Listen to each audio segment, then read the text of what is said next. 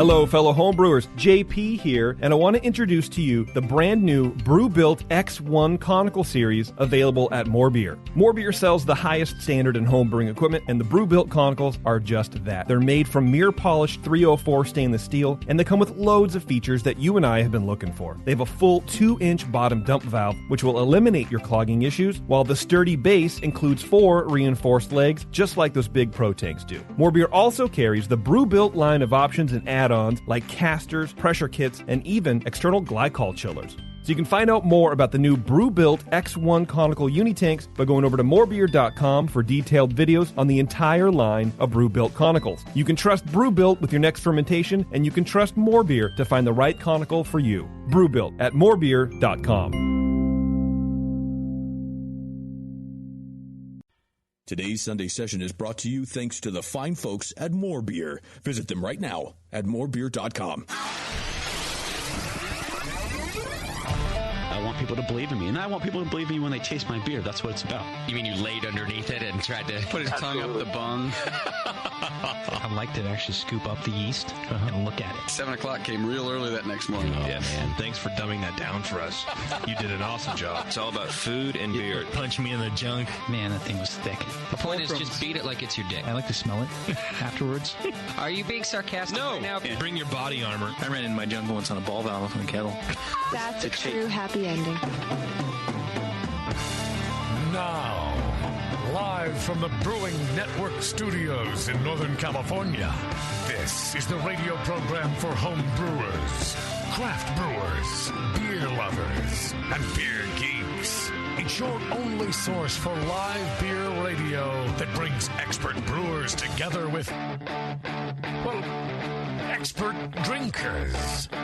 This is the radio program with a head on it. This is The Session.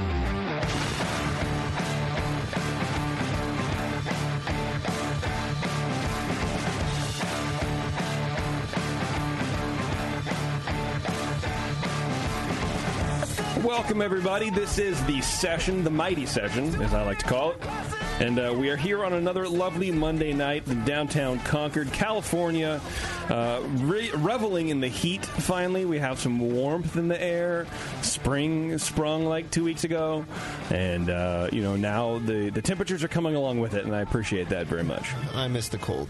It's too already hot. Yeah. It's too hot. Already too hot. In a hot brewery all day. Well, he's also wearing a sweater. Right. I haven't shaved my sweater in a while. Right. You need to trim the sweater balls down or whatever it is. Yeah. Well, there you go, Warren. You all right? You getting sick, buddy? Maybe. We'll find out. So will you guys tomorrow. Oh, shit. I don't think so. No? I just need something to clear my throat. Maybe like a beverage of some kind. Yeah, good luck. Okay. Good luck. We don't have that later. Yeah. I'm not going to go. Never mind. I had a weird experience with styles today and beers, and I'm not going to talk about it because I don't want to pretend like it's... Look, it's no... Whenever I talk about styles should be this way or that way, I'm not like poo-pooing the establishment that is serving said styles. It's me. I'm fully aware that I have pigeonholed myself into this very hard to please beer drinker. By expecting what is generally accepted as the definition of given style. Well, yeah. Right. How dare you pigeonhole yourself into that? Like there's the ESB that I had that was just it's like someone added all the caramel flavoring and then added a bunch of hops to counter it, and it was like, I'm very disappointed. It's an extra special bitter. Yeah, it's something. Anyway, thank you a lot for listening to this program. We have a cool show for you guys tonight. I'm actually really excited about it. We have on the phone or on Skype with us today some folks from Brunswick Bierworks in Toronto, Canada. Whoa. I almost legitimately said Toronto, California, because if it's not in California, I don't mess around with it. I don't know. It in North America? Hard to say. Really hard to say. I guess we can ask them. Yeah. So I'm excited about that, and one of the guys that is on the phone, Lodewijk. Right? Bev. Yes. Bev. Like she knows. Know. Yeah, like it just... No, I did. I did the whole thing like, can you help me pronounce your name? And then I did it, and now I can't remember. Lodewijk. The worst. Lodewijk. And then we also have Mike on. Now, Lodewijk is the brewer, and he used to brew at Trappe. Whoa. So this guy knows a thing or two, and apparently he's like 7th generation brewmaster or something like that. Right, yeah. Wow. So 1600s or something like that. Yeah, so he knows what he's doing, clearly. I would hope. Yeah, and so I'm excited to talk to them about everything that they're doing. It sounds like up there at Brunswick Bierworks, they're doing it. It's almost like a collaboration space / partner brewing, as Sully would say. It's like a contract brewery? They have a funky thing going on, and I really like it, and I think it's a cool concept. And so we're going to get into that a little bit later in the show. Okay. So stay tuned for that. But first, of course, I want you guys to know that this show is brought to you by the fine people at More Beer, who, in case you didn't know, they have a site called More Beer Pro, and that's where they offer a lot of commercial stuff. So they have bulk offers on malt, not malt. The malt is different. They're not into the malt yet. Okay. It's a burgeoning demo for them, and I told them malt. Sell just everything else, dump it, go into malt, because malt is where the kids are going to be headed. Just fucking fly. It hasn't hit the homebrew market yet. It's only pro brewers using it now. Right. Yeah. It's just, look, I brought cacao nibs to the homebrewers. I'm bringing malt to the homebrewers now, too. That was me. I threw More Beer. I'm telling you, More Beer knows what's up. So check it out. They have bulk malt. Ask for malt, though, really.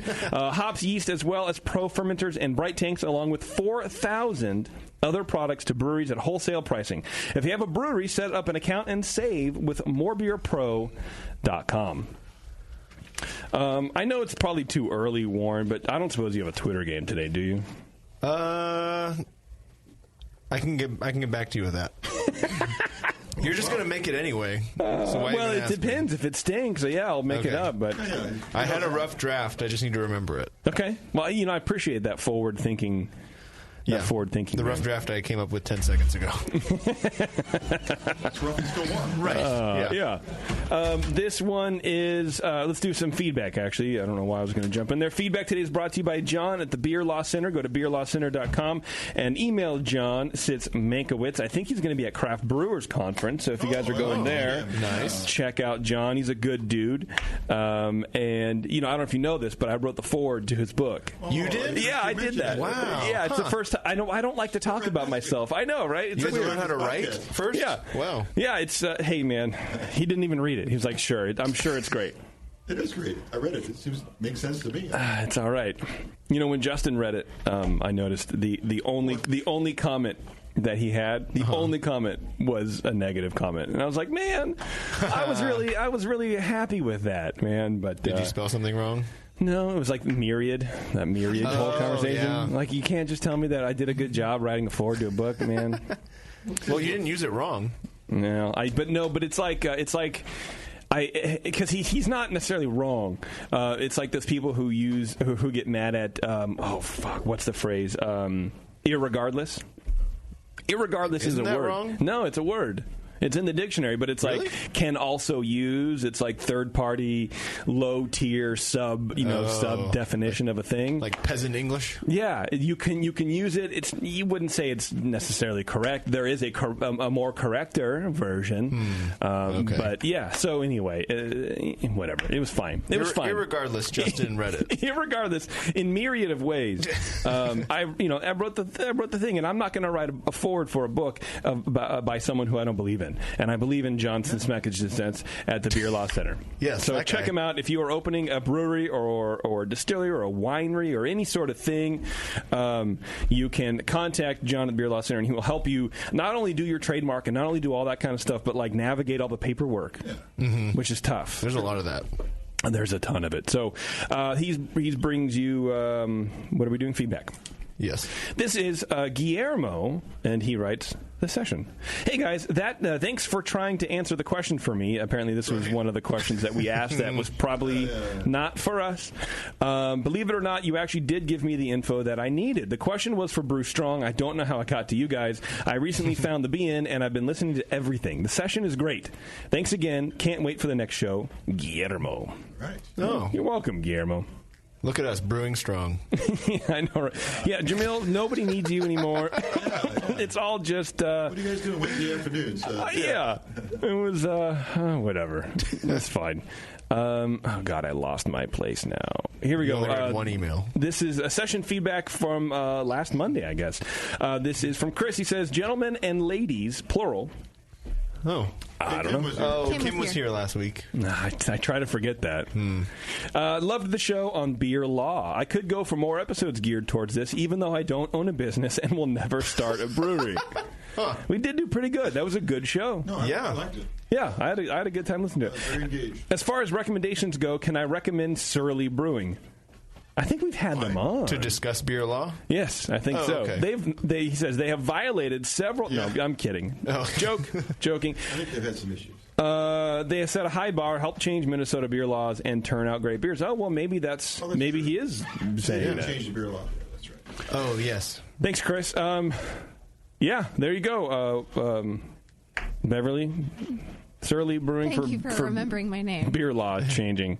I'd be surprised if they haven't been on the show yet. I think that they have, but I don't know. Yeah. No, I'll search. You'll be fine. Bev was sitting there, and she was annoying me, and I called her Taryn.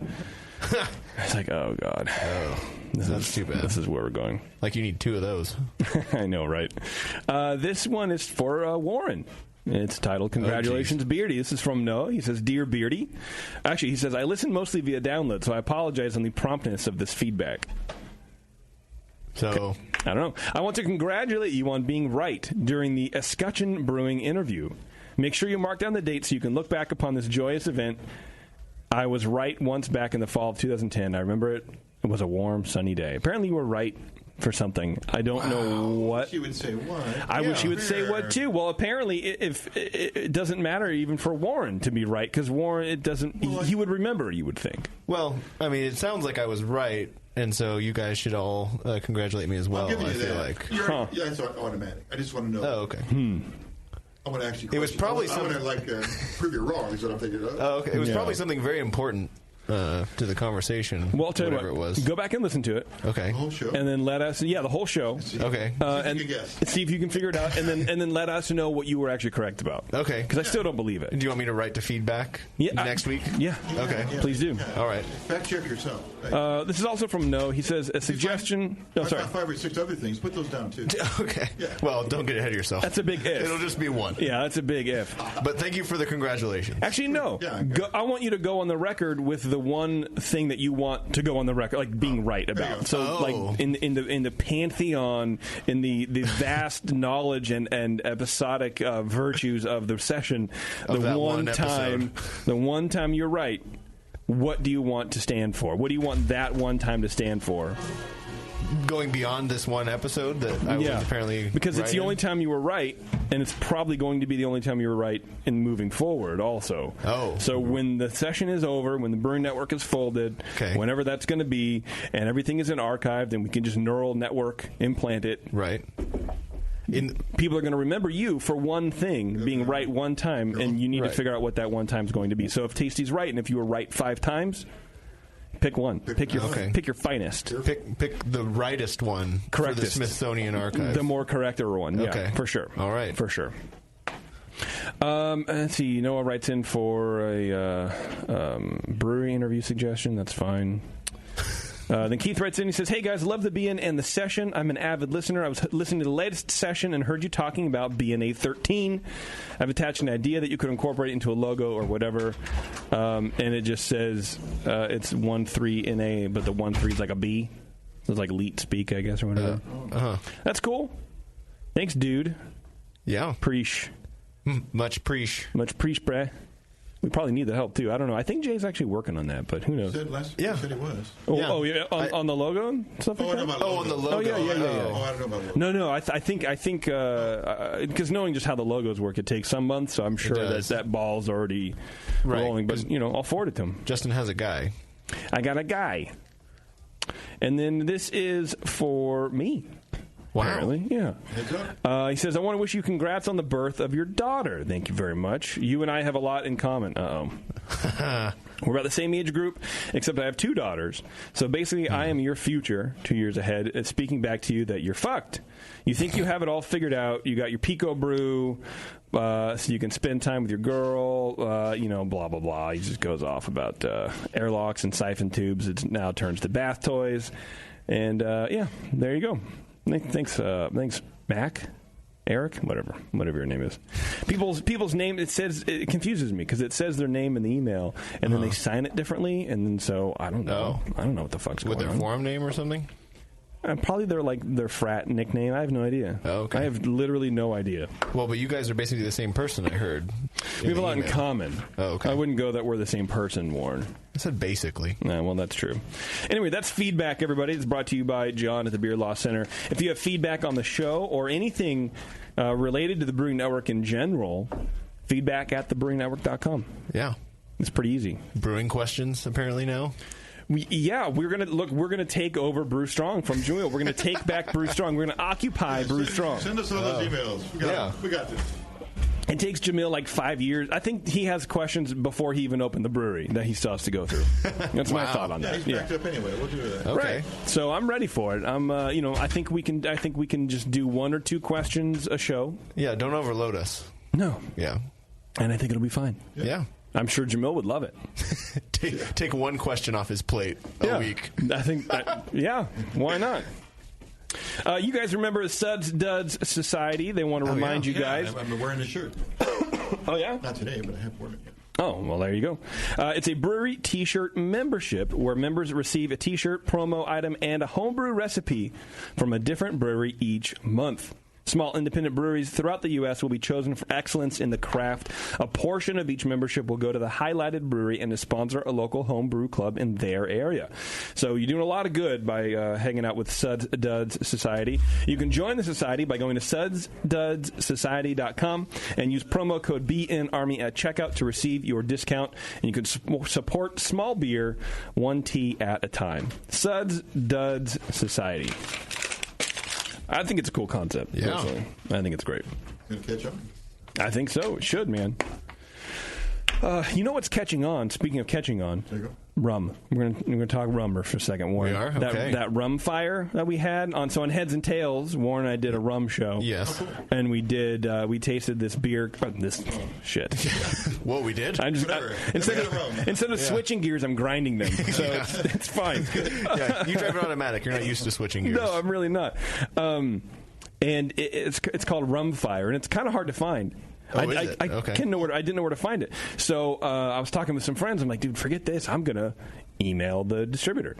So I emailed the distributor. I was like, hey, I'm really interested in this Rum Fire. Where can I find the closest place to us is Ledger's in Berkeley? In Berkeley, yeah.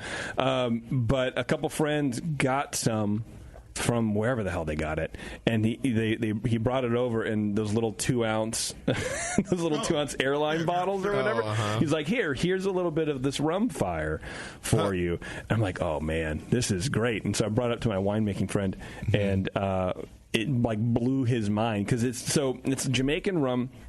And they do this weird, funky additive thing to it, Tasty, where they add like, it's called dunder or muck, and it's just this scrapings from fermentation, and they throw like rotten banana peels in it and shit, and it's open air, and so you have all this wild yeast and all this funk, and then they pitch it into their like agricole rum, and it's the funkiest.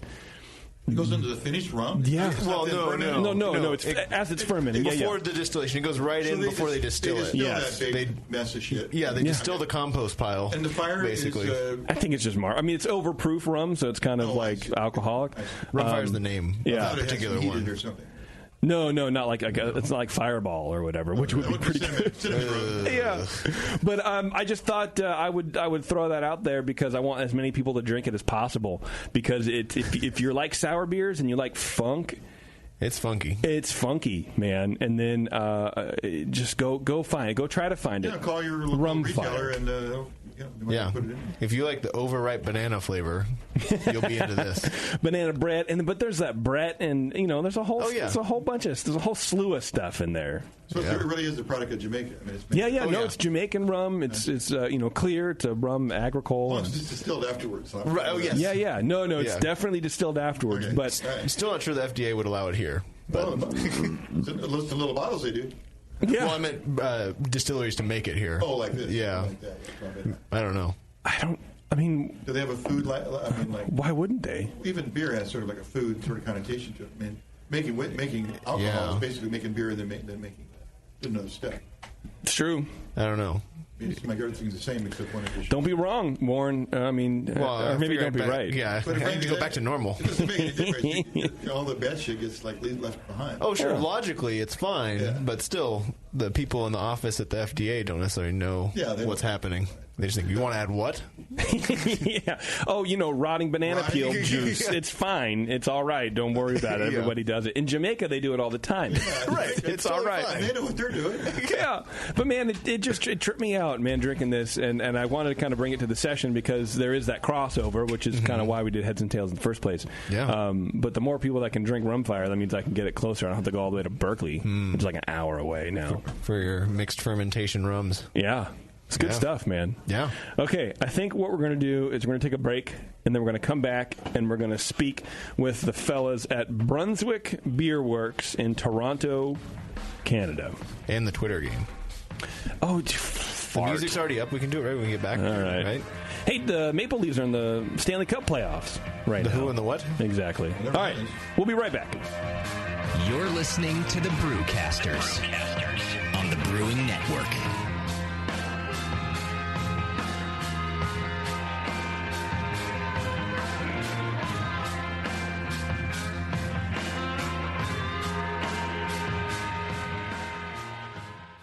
Are you a member of the White Labs Customer Club? If not, you should be. It's the easiest way to earn free stuff for turning in your old homebrew labels from either Vials or Pure Pitch. All you have to do is save your labels and redeem them for things like free yeast, an exclusive White Labs t-shirt or sweatshirt, and even the opportunity to brew with the yeast man himself, Chris White. Signing up is easy. Just go to whitelabs.com/customer club, fill out the registration form, and then mail in your labels. They will return the favor by sending you awesome White Labs swag. Go sign up today at whitelabs.com/customer club. White Labs, pure yeast and fermentation since 1995. The 21st Amendment. Watch out! Do you like beer? They make beer. Watch out! Do you like friends and fun? They make friends and fun. Watch out! Do you still like to have a good time? The 21st Amendment. Watch out! The 21st Amendment in San Francisco, located at 563 2nd Street, 2 blocks from the building where baseball is seen and played. Try their beers in the pub or try them in the can, featuring Monk's Blood. Made with real monk. Watch out! So why not have the best time of your life? Go to the 21A and Sean O'Sullivan will personally greet you with a can of Monk's Blood. The 21st Amendment. Watch out! This advertisement is not in any way affiliated nor associated with the 21st Amendment Bar and Pub, nor its subsidiaries or affiliates. This telecast is not copywritten by the 21st Amendment for the private use of the Brewing Network. Any use of this telecast without Jamil Zainashev's consent is prohibited. Suck it, JP.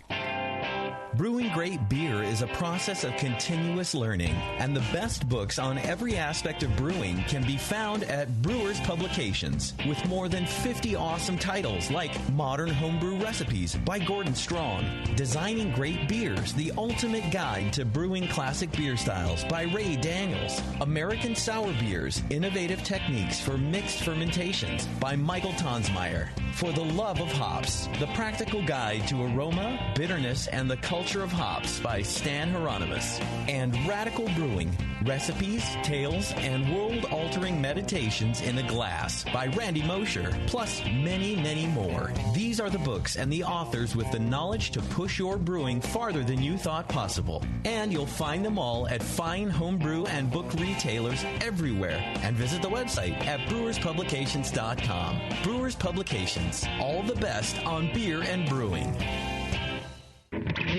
Marin Brewing Company in Northern California has been making award-winning beers for more than 25 freaking years. Today, I want to tell you about their new 12-ounce cans of Mount Tam Pale Ale. The good stuff. Mount Tam is bright gold, 5.5% ABV to keep you feeling good, and has been winning awards since 1989. If you're visiting the Bay Area, get your butt out to Marin Brewing Company. They pour tasty beers and serve great food every day until midnight. Come in for a tour, stay for the food, and pick up a 6-pack of cans of Mount Tam Pale Ale to enjoy at home, camping, biking, or whatever the hell you do. Owner Brendan Moylan has this to say about Marin Brewing beers. It's freaking awesome. Marin Brewing has won more than 100 gold medals in international competitions. Check out marinbrewing.com for all their award-winning beers, food, and merch. Marin Brewing Company in Larkspur, California. Award-winning taste, refreshing finish. It's freaking awesome.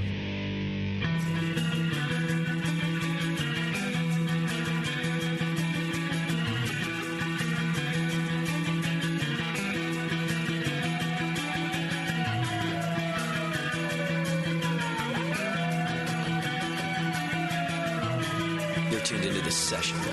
Because life's too short to listen to crappy radio. All right, thanks for hanging with us, everybody. Got a couple of things to do before we get to our guests from Brunswick Bierworks in Toronto, Canada. So, yeah, I was saying the Toronto Maple Leafs, baby, are in the Stanley Cup playoffs, and I'm excited Is for that them. cool? That's cool because Okay. they're like the, losingest team in the history of the world or something. Not really. Oh, but, wow. So everyone else is way worse? They've kind of just been not very good in the past 25 years or whatever. Mm-hmm. But I'm glad to see them here, and I think Patrick Marleau left the Sharks and went to the Maple Leafs, and now they're in the playoffs. So, are the Sharks are doing well, dude. I think they play. Okay. I don't even know. They hasn't been announced when they play because the first round isn't over yet. Sharks advanced through the first round. They're waiting. They're going to play the Vegas Knights, but I don't know when they start. Well, how is one half of the Stanley Cup figured out already? But because half? We swept the Ducks because the Ducks are terrible. Okay. And then the Vegas Knights, I think, swept the Kings because the Kings are terrible. Okay. And so it went in 4 games, but the Boston Maple Leafs series is at 3-2 already. So they've already played 5 games, and they're on their 6th right now. For the semifinals of that side? Mm-hmm. Oh, okay. Yeah. So we're just waiting, just hanging out. Okay. Just waiting. I think Wednesday. I think all the games should be cleared up by Wednesday, and then we'll know our schedule. But, yeah, kind of cool. Cool. Because this is Sharks territory. That's right. Yes, very That's what much. I'm supposed to say? Very much so correct. Sports. Yes, sir. Right. Don't mess with my friends on sports fields. Never do it. I, too, like touchdowns and things. Never root against the wrong sports. Okay, a couple things. Here we go. From White Labs, everybody. Those of you going to the Craft Brewers Conference, you can join White Labs the day before the conference kicks off, which is Monday, April 30th, for a yeast handling for brewers class in Nashville, Tennessee, where you'll take an in-depth look at how to best harvest and store yeast for optimal performance.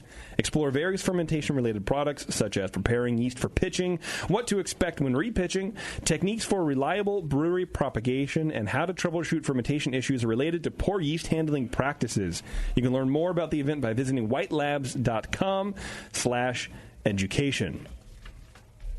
That'll be cool. Yeah. Yeah, it's a great event. I'm excited. I just got the invite to the White Labs party for CBC. Oh, yeah, look at you. They rented out this giant bar and music looking place. It looks really awesome. I wish I could go. I hate you more than I do normally. Do you want me to RSVP a spot for you? Yeah, please do. Okay. I'll do that. Whatever. That's fine. And then along the same lines of CBC, our friend Bub, our dear friend, close personal friend Bub, wants us to read this live read. He says, "Dearest CBC attendees and Nashvegan residents." I don't know what that means. Nashvillians? I don't know. There's a BN meetup. See the Bub and probably some other people you've heard of. Tuesday, May 1st from 5 to 7 p.m. just outside the CBC venue. He says, we'll hit Broadway and look for somewhere to drink at a tonk, which I imagine is a honky-tonk. Yeah. Music. Honky-tonk. I don't speak country. Oh, you fucking better learn, homie. Bub will likely be wearing a skirt. He says kilt, but it's a skirt. Let's be honest. Yeah. See the off-topic section of the BN forum for all the details. So check that out. Bub was very adamant. And he's like, would you mind if we... Yeah, that's fine, man. Meet up with everybody. Yeah. Hopefully you don't get murdered by a serial killer or something like that. Hopefully. Well, hopefully. Well, he runs all my web, my podcast and stuff. Like I do all my hosting. So you actually mean through Bub Web, yeah. Okay. So I need him because if he goes, I go apparently. All right, Warren, let's do a Twitter game, huh? Yeah. What do you got? Well, in the wake of Alpine and Green Flash getting liquidated, essentially, there's a huge restructuring, and whoever was in charge before, a lot of people stayed behind, but not in the same positions that they're in. Okay. And so I'm wondering, in the restructuring of the BN, what your role is actually going to be in the new BN. When we restructure the Brewing Network. When it goes under and Justin gets demoted to VP of Operations. Okay. What is your position going to be? What is my... Okay, well, how do I phrase that to even post it? You're the social media guy. Not of the Brewing Network. Are you kidding me? I would never claim that. Have you read our posts? Well, you're a social media guy. It's like writing for Cosmopolitan. Every post is like a BuzzFeed post. Isn't that what they do on the internet these days? I'm just kidding. I'm just messing with Kim. It's fine. This is fascinating radio. Yes. But I have nobody else to write it, so I have to do it. All the computers are melting around here. Yeah. Oh, yeah, that's right. So there's no video right now. For you live people who are listening live, there's no video because Bev's broadcast computer smells like burning. So... Yeah. And for some reason, she doesn't want to blow up in her little explosion-proof room. Huh. Well, we could give her 2 fire extinguishers or something. Right? Oh, yeah. I mean, let her rip. There's got to be at least one in there, right? We'll just fill the room with argon and give her an oxygen mask. I think she's just using this as an excuse to play Words with Friends for the rest of the show. What will JP's role be? I'm going to put my Twitter handle on there. What? Yeah. You'll get 2 more followers out of this. You're welcome. When I really want you to follow me on Instagram, because that's where the money is. Is it? I don't know, dude. Sure. I've never seen an Instagram ad. That's the goal. They get paid to make it look like normal pictures. Be in game. And then be in army, dude. Yeah. Hashtag Binarmy. Binarmy. All right, there you go, Warren. We did it. Look at that. All right, let me try to get Mike on the line here. While I'm excited, Bev, and we might just move into at least a beer. We have 4 beers, I think, right? So we might want to just let's get 2 beers now until we, Get them closer to our mouths. What do you think? All right. Mike is not answering, but I'm sure he's out getting a beer right now. Call error. Call error. No, call Mike. There we go. Mike's calling back. Oh shit! I pushed the wrong button. Whoops! I love you. Hang it up. Right? God, and you know what? I do that kind of more often than not, and I don't know why, man. It's a 50-50 shot. Yeah. All my friends phone me right back because they don't phone me right. God, I'm so Mike. Here we go. Okay, green button. Here we go. Mike, are you there? Hello. Hey, Mike, how you doing? I'm sorry. I've done this before. I promise. Yeah. No worries at all. How's it going up there, man? Good. We're just drinking rum and watching the Leafs. Oh, are you? You're drinking? See, we should talk about rum right now. We should just take over the show. Oh. Welcome to Heads and Tails, everybody.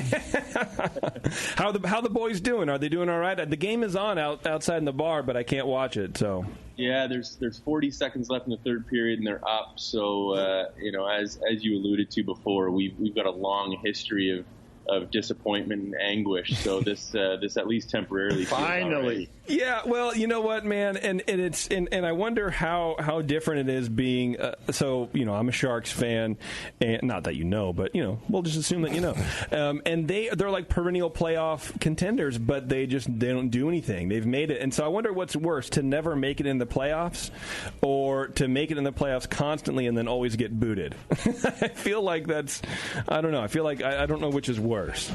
Yeah, I think if you ask a Leafs fan, they would love the playoffs. This team just bleeds blue. Yeah, man, and you guys have such a passionate fan base up there too for the Leafs, man. I love that. Yeah, well, you have to be when the tickets are about $200 to go to a game. No, they're not. Whoa, really? Yeah, it's aggressive. Are there 10 seats in the arena? Yeah, exactly. It's the best seat in the league. Yeah, for sure, man. I love it, man. I love it. Well, anyway, let's talk about beer here. So we have Mike Laba? Yep, Laba. Yep. Laba, okay. And then you guys are from Brunswick Bierworks, and then you also have, sitting next to you, it sounds like, Lodewijk Swinkles. Do I say that right? Am I saying that right? Is it too German? Yeah, Lodewijk. It's my name. Lodewijk. Right. All right. Well, nice to meet you guys. We're going to talk about some beers, and I'm very excited about this. And like I was saying in the first segment, I'm interested cruising your website to learn about your space there, and it sounds like you guys are doing something kind of completely different than I've heard anyway, where you're kind of celebrating more collaborative spaces and more open spaces with working with other brewers, and so I definitely want to jump into that. But first of all, Lodewijk, can we go through your brewing background, which will probably take 5 hours because you have so much of it. But you're what, a seventh generation brewer, I think is what I said in my notes. Yes, that's for sure. And then we were married in, so it could be a few generations longer. But yeah. Since Swinkles is brewing at the brewery from my family, it's seventh generation. It's from 1719 onwards till now. Wow. So, yeah. Were you just told, as a child, were you just told what you were going to be doing? Or did they let you go venture out and then you came back to brewing? Well, I could do whatever I want as long as I got into brewing. As long as that's where you ended up. It didn't matter how you got there. What do they say, like the Amish? They go off and do their year, and then they come back, and then everything is fine. Job Springer? Yeah, everything was forgiven. Like if you went into wine or something, that would be like, okay, well that's not beer, but it's the missing year, and it's fine. Yeah, well, I never got that far, and I always was in the beer business, and you grow up with it, and you don't see anything else, and well, what should I do? Well, let's go get brewing. Yeah, for sure. Do what you're good at, because you have a good base of knowledge from being around all those people that know what they're doing. Right. At what age did you know that that's what you wanted to do? That was a long time ago. At first, I wanted to get into the hunting, and I wanted to get into the forest and things like that. But I think the first time I was homebrewing, I was 8 years old, and I started that back then. And yes, since then on, brewing was there. Brewing was there. You wanted to be a hunter. I'm glad that you chose brewing, because I feel that's much less dangerous. I think so too. I think it's more enjoyable afterwards to see the results. Yeah. Let's say it that way. Well, right. I think brewing makes everybody happy, and there's some people who don't like hunters. And well, you know what I mean? like hunters. I like hunters, but I love brewers much more because we're always drinking with guys. them. I'm with you guys now, but you grow up and. I like nature, and the family always was into brewing, but also into hunting. So I grew up with both. And when you're really young, it's the nature and the wildlife and everything that gets you. But when you get older and you try that good juice from the the choice was getting easier and easier. Yeah, exactly. Hunting your own food is one thing, but making your own alcoholic beverage, that's where it's at. The ingredients come to you. You don't have to go out and hunt them. And like I remember when I was my family, they would hunt for sport, and they would get a deer and a pig every once in a while, and clean him and do the whole thing. And I always wanted to do it. And my dad, as he got older, he just didn't want to do it anymore. And he just, I don't know, something about killing a deer, like the big doe eye. He got soft on me. Oh. He would disappoint his Greeks back home, and he just got soft. But I couldn't imagine now being 40, traipsing through the woods hunting, because I would get tired. I dug a hole. I planted a tree in my yard, and I went home and took a nap. Like, there's no way I could be doing that. You went all the way home from your yard. Right. I walked the 20 feet and then plopped down on the couch, man. I couldn't. Foraging. That is foraging. Exactly right, yeah. I'll let nature take its course. So, Lodewijk, you brewed in a number of breweries that I can't pronounce because they're all in the Netherlands. But I think the one that our listeners would recognize the most is La Trappe. Yes. And that was just recent, right? You left La Trappe to come to Brunswick, right? Yeah. How was that transition? I needed a new challenge. It was nice up there. I really had a great time. We made great beer, but I've been around there for 14 years. Got everything on the track, and after that, I was really looking for new goals and new adventures. And then I had the collaboration here at Brunswick, and I liked it. So from one thing came another, and now I'm here. Now I'm sitting here, and wow. I feel like that's.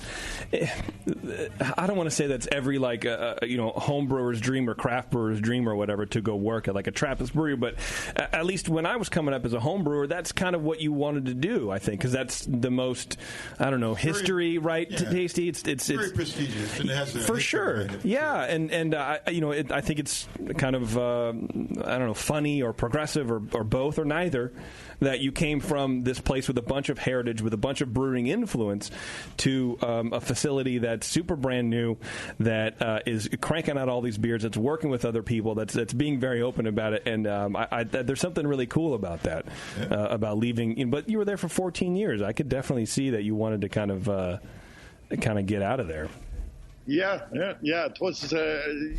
I knew it. I had a great time there, and at a certain time, it was just getting into a routine. And if you have your beers there, they don't want that many collaborations. They don't want new beers. Then I got this, and you get to brew for so many other breweries. You get to talk to all the brewers, and you get to make so many different beers. It was a new challenge to me, and new country. Go ahead. Sorry. No. That would be the draw, as well. And I feel every like week is different.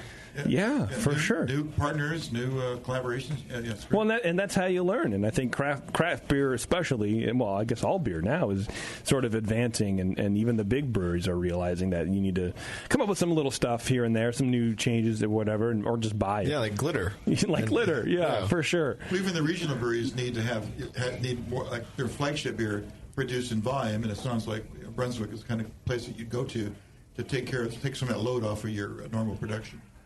Yeah, it's a great place. It's a great place. Beautiful equipment here. We got everything to what a brewer wants, what a brewer needs, and you can brew here and do the call. Well, and that's what you train for. That's what's in your blood, and I agree with you. Doing the same beers over and over again, and maybe some variations here and there, isn't necessarily what you were was burning your burners, I guess, for a lack of a better term. And then, so Mike, do me a favor, tell me what you do there at Brunswick. Yeah, so I'm one of the partners here at Brunswick. There's 5 of us, and we started this brewery in. I guess we did our first beer off the canning line June 2016. Wow. So still fairly new, and started looking to create a bit of a hub of brewing innovation in Canada and attracting different partners to our facility from both locally across the country, the U.S., international, to kind of bring their recipes to life fresh in our market. My other company is a craft beer importing company. Oh, wow. We've been in existence since 2012, I guess, bringing in the likes of Great Divide, New Holland, Omnipollo, Anderson Valley. So we played the import game for a while. We still have that company, and loved importing beers from all over the place. But as we were about 10 years behind you guys in the IPA growth.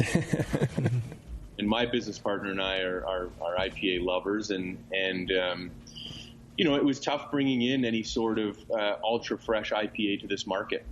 Yeah. The way that our market here works in Ontario is, the LCBO, the Liquor Control Board of Ontario, is one of the largest purchasers of beverage alcohol in the world, and really kind of are the gatekeeper of all product in the province.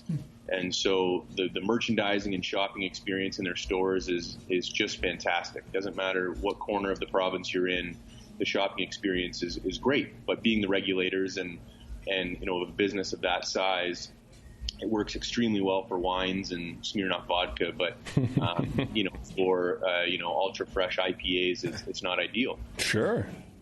So we were importing, Yeti from Great Divide and Dragon's Milk from New Holland and beers that would benefit from a little aging. And then we kind of had an opportunity to look at something unique and something different here, and decided to build this partner brewing facility where we could start to approach some of the brewers that we had in our network and say, hey, if we built a world-class facility, would you be willing to brew locally? And I'd say 50% of them out of the gate were like, yeah, absolutely. If you guys build it and I come tour and things seem great, I'm in. Fresh beer is better. And I think, 6, 7, 8 years ago, we probably wouldn't have had that kind of response rate. We would have had a lot more of a response of, no, my beer has to come from my facility. I have to control it. Sure.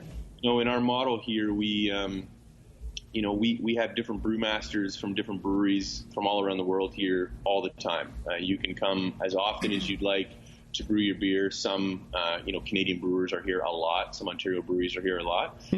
We always have different, international breweries here laying down pilot brews, test batches, collaboration brews, which kind of, brought us to Lodewijk, in us pestering and hounding Le Trappe, who we had imported for a number of years, to let us do a collab brew.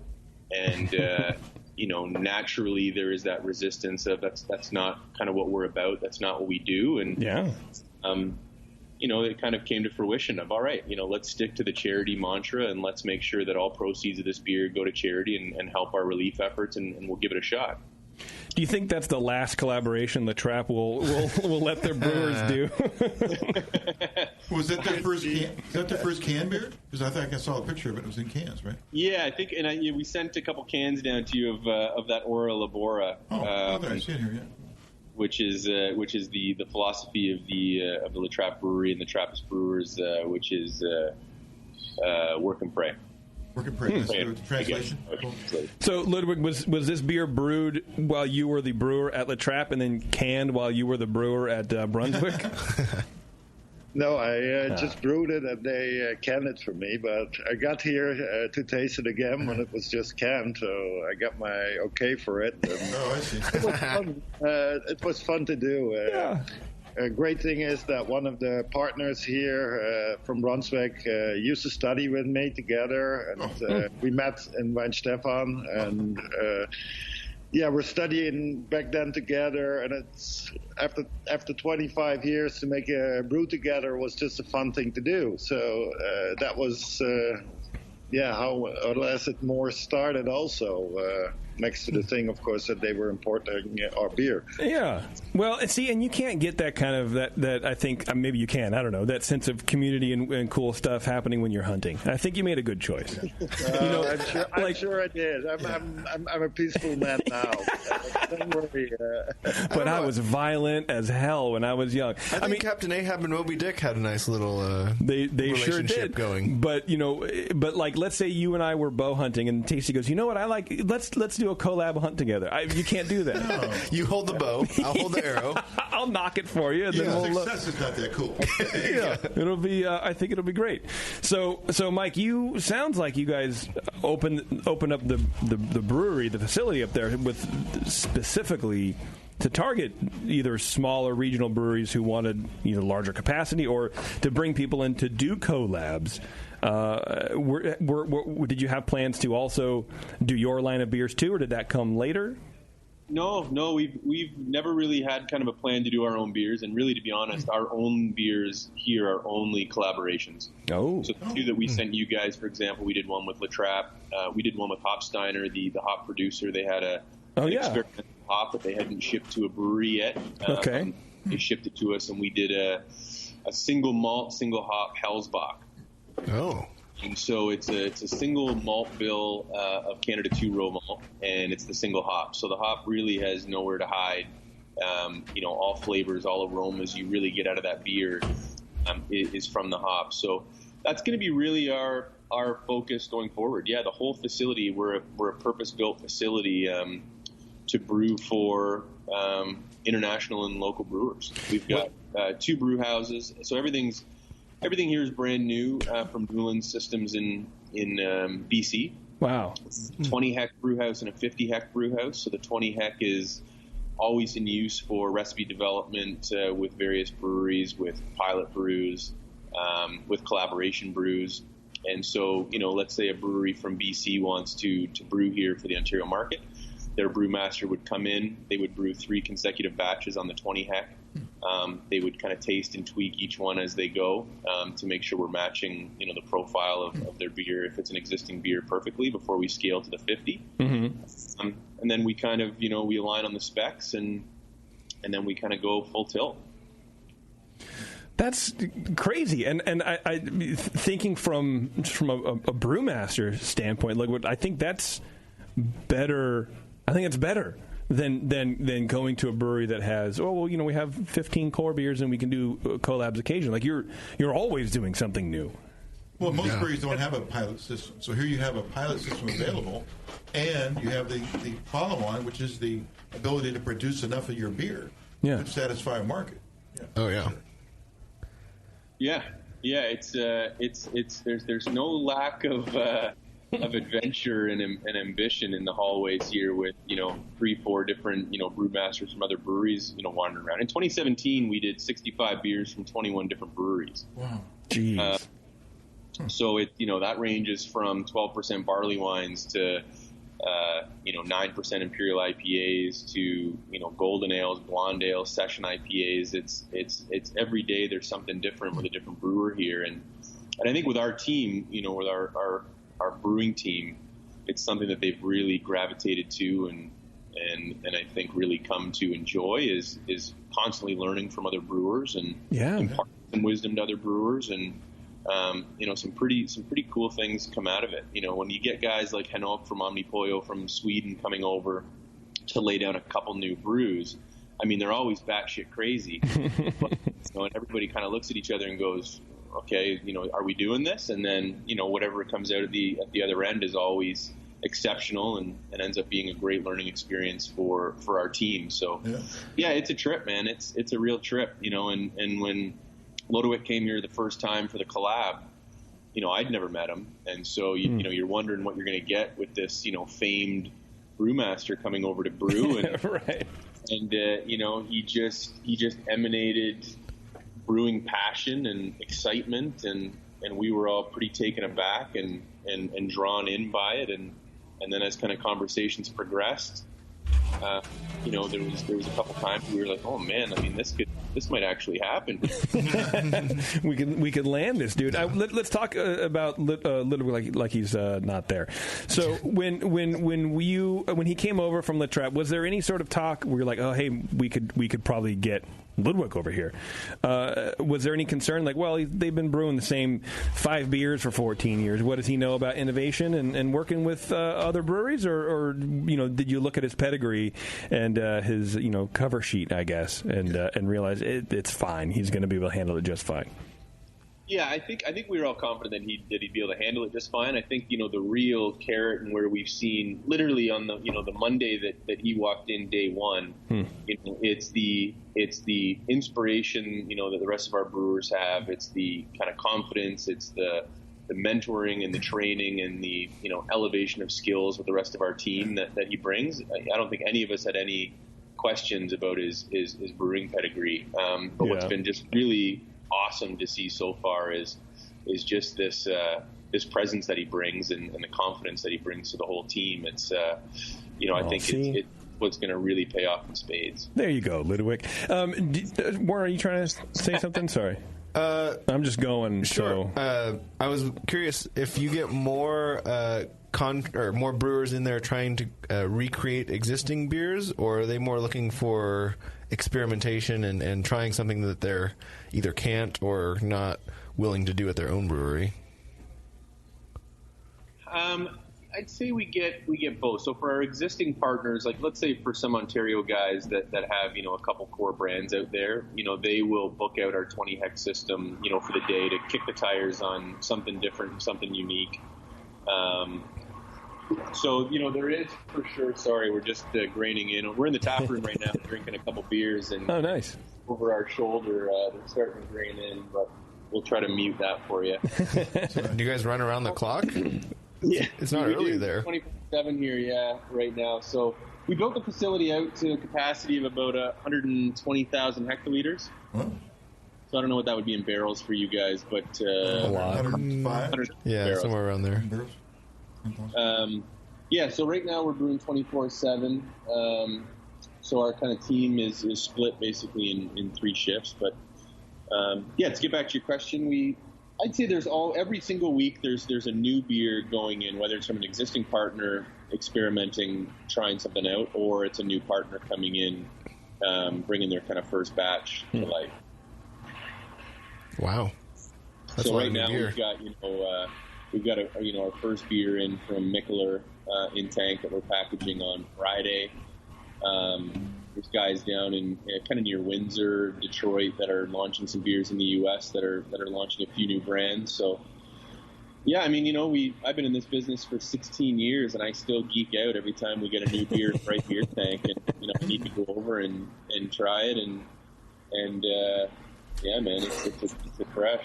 It sounds like it. Lodewijk, do you have any beers that maybe wouldn't have happened had you not had the background and knowledge that you have? Do you know what I'm saying? Like if someone throws out, hey, let's brew, why not prickly pears, but let's set them on fire first and then heat the mash that way? Or, I don't know. Is there anything weird, complicated beers that they turn to you for your vast knowledge, and then you go, yeah, we can do this if we just, finagle this thing?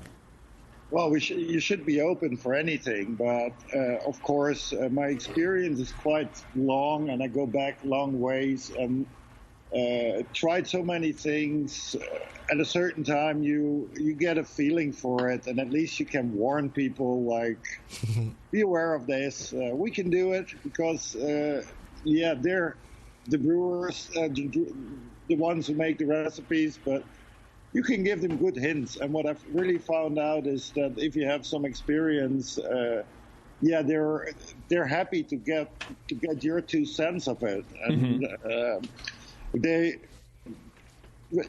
like it to be helped. And if they still want to do it the way they want, okay, we do it that way. But most brewers, they also like to discuss, and they take things from you. So for that case, it's a help factor too. Just round it off, just maybe this slight little way better. You're providing input. You're guiding them. You're the mentor. You're the headmaster, I guess. If they want that, there's a lot of brewers that know it, but there's also quite a lot that come from a homebrew background. Mm-hmm. They have to scale up, and for that case, it's going to be different. If you cook into small pans or into big pans, there is a difference. And man, I would be leaning on you all the time if that was me. You know what I mean? Like, hey, make this better. I have no idea what I'm doing. It's mostly it's not that they don't know what they're doing, but if a lot of them, they're happy if you tell them, why wouldn't you do it like this? You would have the advantage of, and at that time they say, let's do it that way. Okay. Yeah, scale matters. Like if you're especially dark malts, you get much more color or more out of in a bigger system than you would do in a small system. Small system, you have to use a crazy amount of dark malts to get color into the beer. Bigger system doesn't take that much at all. No, you didn't have anything? Sorry, Warren. Okay, I'll tell you what, guys. If you can hang on for a little bit, we're going to take a quick break, and then we're going to come back and then dive into, not literally, but maybe, who knows, dive into the beers that you sent. Is that cool? Yeah, absolutely. Okay, so we'll see you in just a second here. That's Mike and Lodewijk from Brunswick Bierworks in Toronto, Canada. All right, we're going to take a break. We're going to come back. We're going to drink some beers, and we're going to talk about them. And this is my favorite part. Yes. So hang on. We'll be right back.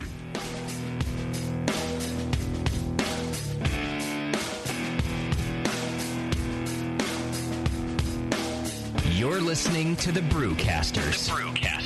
On the Brewing Network.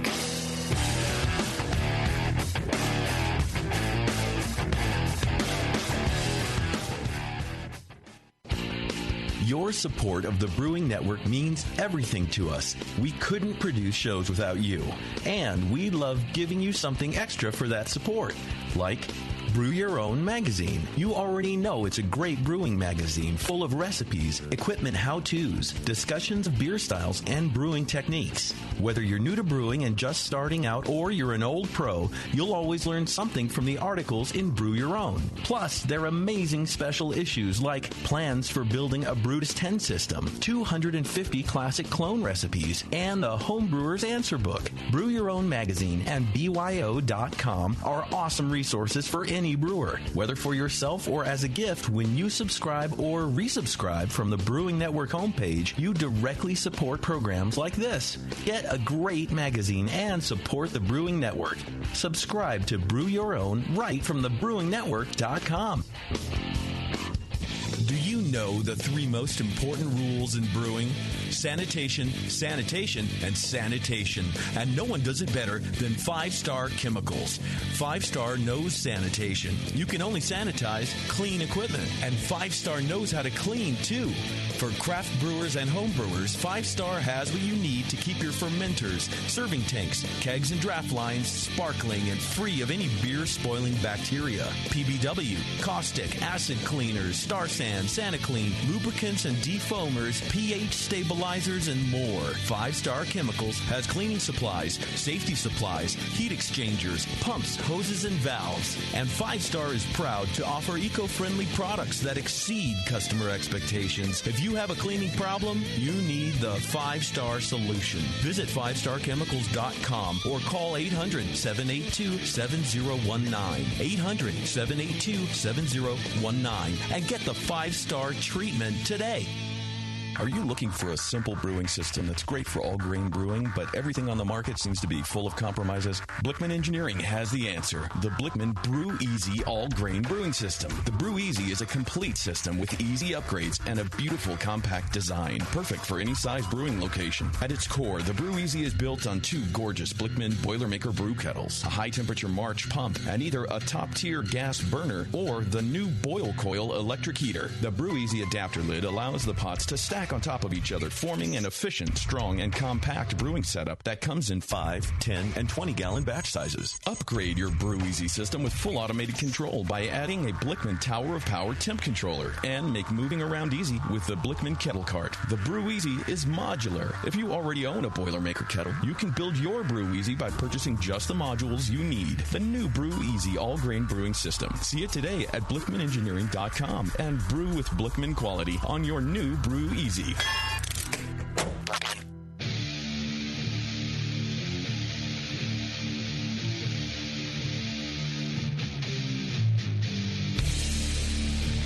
This is Corey King from Side Project Brewing, and you're listening to The Session on the Brewing Network. All right, thanks everybody for sticking around here. We're going to get back to our guest from Brunswick Bierworks in just a second, but I do have to tell you guys about Brewer Dude. Brewer Dude is a homebrew shop, brewerdude.com. The guy's a listener, Nathan over there. He's a good dude, and he wants to let you guys know that he offers flat rate shipping for $7.99 on all orders over $35. He carries kits from small independent breweries where a portion of the proceeds actually go back to the brewery, and they're seeking more breweries to partner up with. So if you're a brewery and you want to partner up with them, brewerdude.com, check it out. Nice. They also carry hops from small family-owned hop farms. Same same-day shipping, open 7 days a week with phone lines for customer service, which you don't really find usually in like kind of small shops. They're open until 10 p.m. Eastern to better service the West Coast customers. They started this business to, dig this, spend more time with the 5 children they adopted. Whoa. Where's the actual store at? I don't assume know. on the East Coast? Oh. Probably that's a good question. BrewerDude.com. Check them out and support a fellow BN Army member. BrewerDude.com. I don't know. You want to find out? I do have it about us. Let's go with the about us. One thing I never really asked. Kentucky. That's right. Oh. And I should have known that, too. Because he told you? Lexington, Kentucky. Yeah. So what he needs to do is pay for us to go out there and do some sort of meet and greet or some show or something. I'd love to come visit. And then we'll ride the Bourbon Trail till just ride it into the ground. Do you ride the Bourbon Trail? Yes, you. Yeah, you don't just follow it. You have to ride that motherfucker. Okay. I don't know how it works. Well, clearly. Yeah. Because if you did, I'd be riding it. You'd be riding it. I still want to do that, man. Yeah. I think that'd be a good time. That'd be a hoot, as they say in the business, dude. A hoot. Just a straight-up hoot. Well, you guys have a business. That'd be just a write-off. It'd be a write-off, but I need the actual money to pay for it. Right. Oh, that kind of business. Yeah, which is, You know a successful one? Well, that's tough. That's tougher to deal with. Anyway, let's get back to the folks at Brunswick Bierworks. Are you guys there, Mike and Lodewijk? We are, with a couple full glasses ourselves. Oh, nice. Perfect. Okay, we're going to drink some beer here. The first beer that we have in our glass is, I believe it's that collab. Collab with Brunswick and Trappe. And it is, say it again for me, Mike, because I don't know. It's Ora et Labora is what it's called. Ora et Labora. So it's a pretty classic double bock recipe from Christian and Lodewijk, and the big change, and Lodewijk will always talk about the beer more than I will, but the one kind of tweak we made to kind of Canadianify it was using fresh local Newport hops from the Tavistock Hop Farm. Awesome. So the Trappe yeast and... Well, you take it away. I'd love, but talk to me about this beer, man, because this is delicious.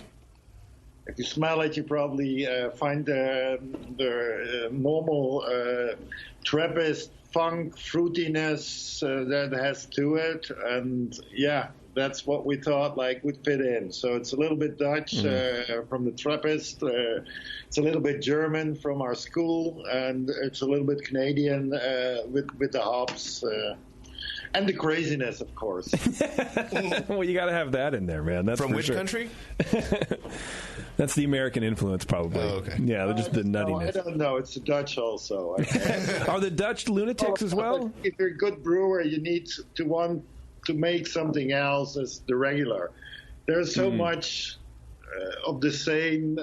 You want to step out of that, and you want to create something that's not around. That was always my view, at least, of brewing. Get it to a different level, bring it somewhere else. Don't try to create the same thing as anybody else, but find your own corner and create something crazy, nice, good, drinkable. Well, this definitely is that. I mean, this is malty but I don't want to say crisp, but there's that firm hop kind of flavor and bitterness there that I really enjoy. It's not works. Over hoppy. But it's got a nice base in there. Yeah, but it's not something I would expect from a beer like this. Yeah, it's nice. This is really good. And how is this sort of beer going over? Well, actually, where is this distributed? Since it's a collab with the Trappe and you guys, I imagine you have some at the tap room and you sent some over there, or where else does this find landfall? We actually, the first batch of it that we made was for artisanal imports in the U.S. Oh, wow. Our boy Lanny Hoff, we sent him down quite a bit, and he took it to I think 8 or 9 states. And I know on vacation in Florida, I ran into a Total Wines and saw it on the shelf, which was pretty cool. But the first batch all went to the U.S., and the second batch we started to kind of spread around here at on-premise accounts on draft, and then we'll have an imminent LCBO listing for it. But what's really cool is that we've got 20 taps in our tap room here, and it's generally a tap for each brewery that we brew with. And, we've got, big hazy New England IPAs. We've got big stouts, and we've got all of the kind of things I think that are hot right now in craft beer. Mm-hmm. And it's so interesting watching the craft beer drinker come in and discovering this double bock, and just kind of you see the eyebrows go up, and you see them kind of take note, because it's just so different than what's kind of right now on the crazy trajectory in craft beer, and yet it's balanced, it's boozy, it's flavorful, it's drinkable, it's super well done, I think. And it's going to get better even. Oh, with age, you want to put a little bit down? We got something on barrels, so in the future we'll bring out something. So it's going to get even more complex. I bet. Huh. And what yeast did you use for us? You used a Trappist yeast?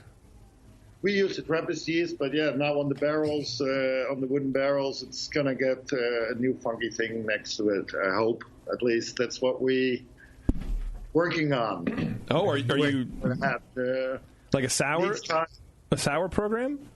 No, well, we're going to get into that also. We're just discussing that today, but I don't know if we can talk open about it. I'm just looking at my partner here. This is your show now. Today we talk with Innocent Gun, and I don't know if you know the guys from Scotland. No. No, they're quite famous for their barrel aging projects, and also they're going to come over in a good month from now, and we're into some new developments with them, and that's what I wanted to come from here for here. Like to here in Toronto, the sky is the limit at the moment, and let's brew. That's a good attitude to have, man. That's what we missed. That's what I missed a little bit at La Trappe. I started there, and we had only 3 beers. Now there's 8 or 9. How you see it, and maybe 1 or 2 special ones a year, but that's about it. And if you didn't. I was there for 14 years. I became Brewmaster of Honor over there, but I was tempted to do some more, and I think I found that here. And it sounds like it. What makes it a Doppelbock if you're using Trappist yeast? Normally it would be a bottom fermenting, but that's I think the North American spirit. It's about this, but we give it this extra twist. You could never do that in Germany and say it's a double bock. Here in Canada, you just give it a little twist and make it a little different and get your own corner and make a beer that's not there yet. Okay. We're the Wild West up here. That's right. Yeah. We're and man, out here on the West Coast, we're a Jackson Pollock painting of it's too out of control. It's anarchy out here. And has glitter beers hit you yet up there? No, to be honest, we were listening. Dude, we were listening to that part in the beginning, and Lodewijk and I were both just looking at each other, kind of. Chuckling a little bit. No, I'm dying to get one in me though. Are you? Yeah, you'll be dying afterwards too. It sounds just so out there. So I mean, give me a 2-second snapshot of a glitter beer. Is it literally a beer with glitter? Yeah, or is there something? No, it's literally a beer with, quote unquote, edible glitter. But I've read a few articles where you shouldn't consume. Right. It just because it's edible doesn't mean it needs to go through your colon. Right. Yeah. I assumed that it was something much more complex and intriguing, but it's glitter. Okay. That's what I'm saying. I don't know where it started, but let's just assume it was the West Coast because we're freaks out here. But it's just hey, paint chips. Let's throw paint samples, paint swatches from Home Depot into the beer. And it's we're trying too hard, and I don't appreciate that. I like pushing the envelope. I'm fine. But this beer is delicious, but a lot of times we get beers out here that are just it's a pale ale. It says a pale ale on the thing, but it's like a imperial stout when you get it in the glass. No one cares anymore. Yeah. Well, one of the places, so in Nashville, the Craft Brewers Conference. and I know you're not going to be there, so I hate to rub salt in the wounds. That's all right. Let's talk about it for a little bit longer. Absolutely. So yeah, we're having a beer and barbecue showcase at the George Jones Museum on Wednesday, May 2nd, and one of the beers we're going to feature a ton of great U.S. craft beers and beers from all over. But this Ora Labora, the collab, will be featured that night. So for the listeners and for you guys and friends and family, that event will be on the rooftop of the George Jones. It'll be a pretty great night. We'll be doing some authentic Nashville barbecue and crushing some pretty dynamite beers. So Mike, don't worry, I'll send you a picture. Yeah, come on, man, Mike, you're killing me. I really want to go to Nashville. Have hot chicken there. Have a bunch of hot chicken for me. I think hot chicken. Still plane tickets available. Hot chicken will go great with this. I don't have money for that. So I guess to ensure, if anybody's interested in coming, just shoot an email to partners@brunswickbierworks.com, and I'll make sure you're on the list and taken care of. That sounds great. BIER. That sounds awesome, man. That sounds. It should be a lot of fun. Yeah, for sure. Man, this beer is good. Yeah, I enjoy it a lot. I'm glad we have another can. We do? Yeah. Oh, even better. That's great. How are the beers out there coming across from the West Coast? Speaking of all that, how are they being received? Are you guys kind of poo-pooing some of the stuff we're doing out here, or are you still just trying to absorb and just get every new beer that comes out and kind of every new trend and every new flavor combination, I guess? Well, what's crazy about Ontario is we're really underserved in U.S. craft beer. And I think it's our challenges of doing import draft in market are really tough. Mm-hmm. So it's activate a brand at the bar level as an import, and then product that kind of comes in through our regular channels, is either not adequately supported, or it's not fresh enough, or it's wildly expensive. If it's coming from the far reaches. So I mean, I could probably count the number of U.S. craft brewers that we have in Ontario, on three hands kind of thing. Is that a good thing, do you think, ultimately, for the Ontario beer scene? I think, for local craft, for sure, local craft here is thriving and is doing exceptionally well. Yeah. And I've worn an Ontario craft beer hat, for a good part of my career, so I champion that side of it. But I'm also one for selection. I'm also one for variety and for options and for quality and trying different things. And I think we're a little underserved there. And I only ask that because I would think that the influences would help the craft beer scene there grow without just the flood of American craft beers into the market to kind of challenge or maybe even stunt any local growth. But maybe that's ridiculous because craft beer is kind of everyone's still opening breweries. Is it like that up there? Do you have a lot of craft breweries? Like out here, you throw a rock and you've hit a new opening. Yeah, we're getting there. I mean, I think, in Ontario, right now, I think we've got, 150 or 200 in planning or something like that. Wow. And again, everything here is a tenth of the U.S. We're a tenth of your population. And so kind of anytime you look at numbers like that, you kind of say, okay, if it's a tenth in Ontario, it's about on scale or it's about on par. And yeah, we are, they're opening up on every corner all the time.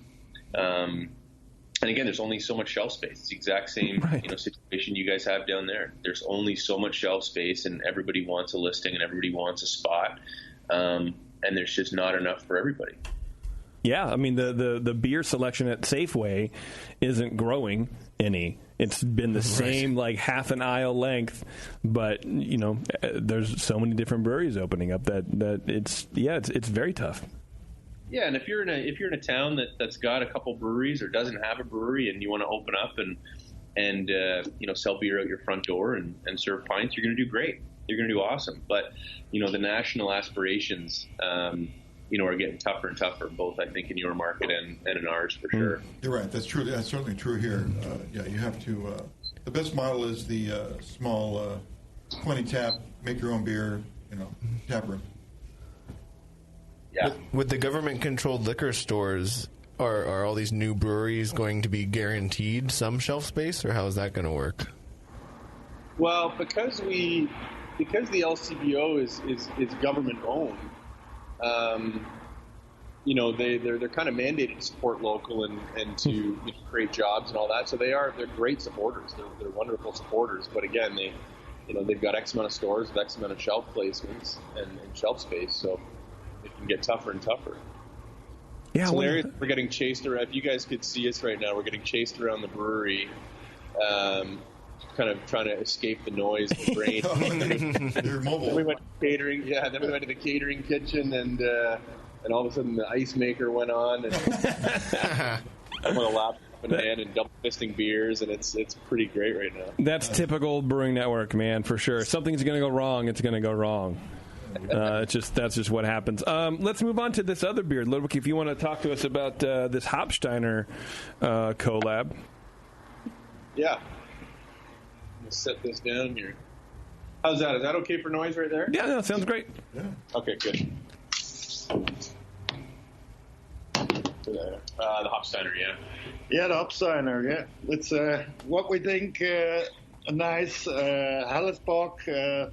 And what I really like about it is the hop flavor. It's a little bit American-like, but mostly influenced by the Germans. I think there is a little bit of American blood in it, if you ask me. But for the rest, the European flavors are dominating. And for me, it's a very nice beer.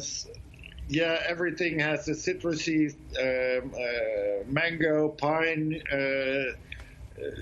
flavor to it, and this really comes down to the German varieties mostly. And, and that's something different. And there's a wonderful IPA to be made with German hops also, and it's different, but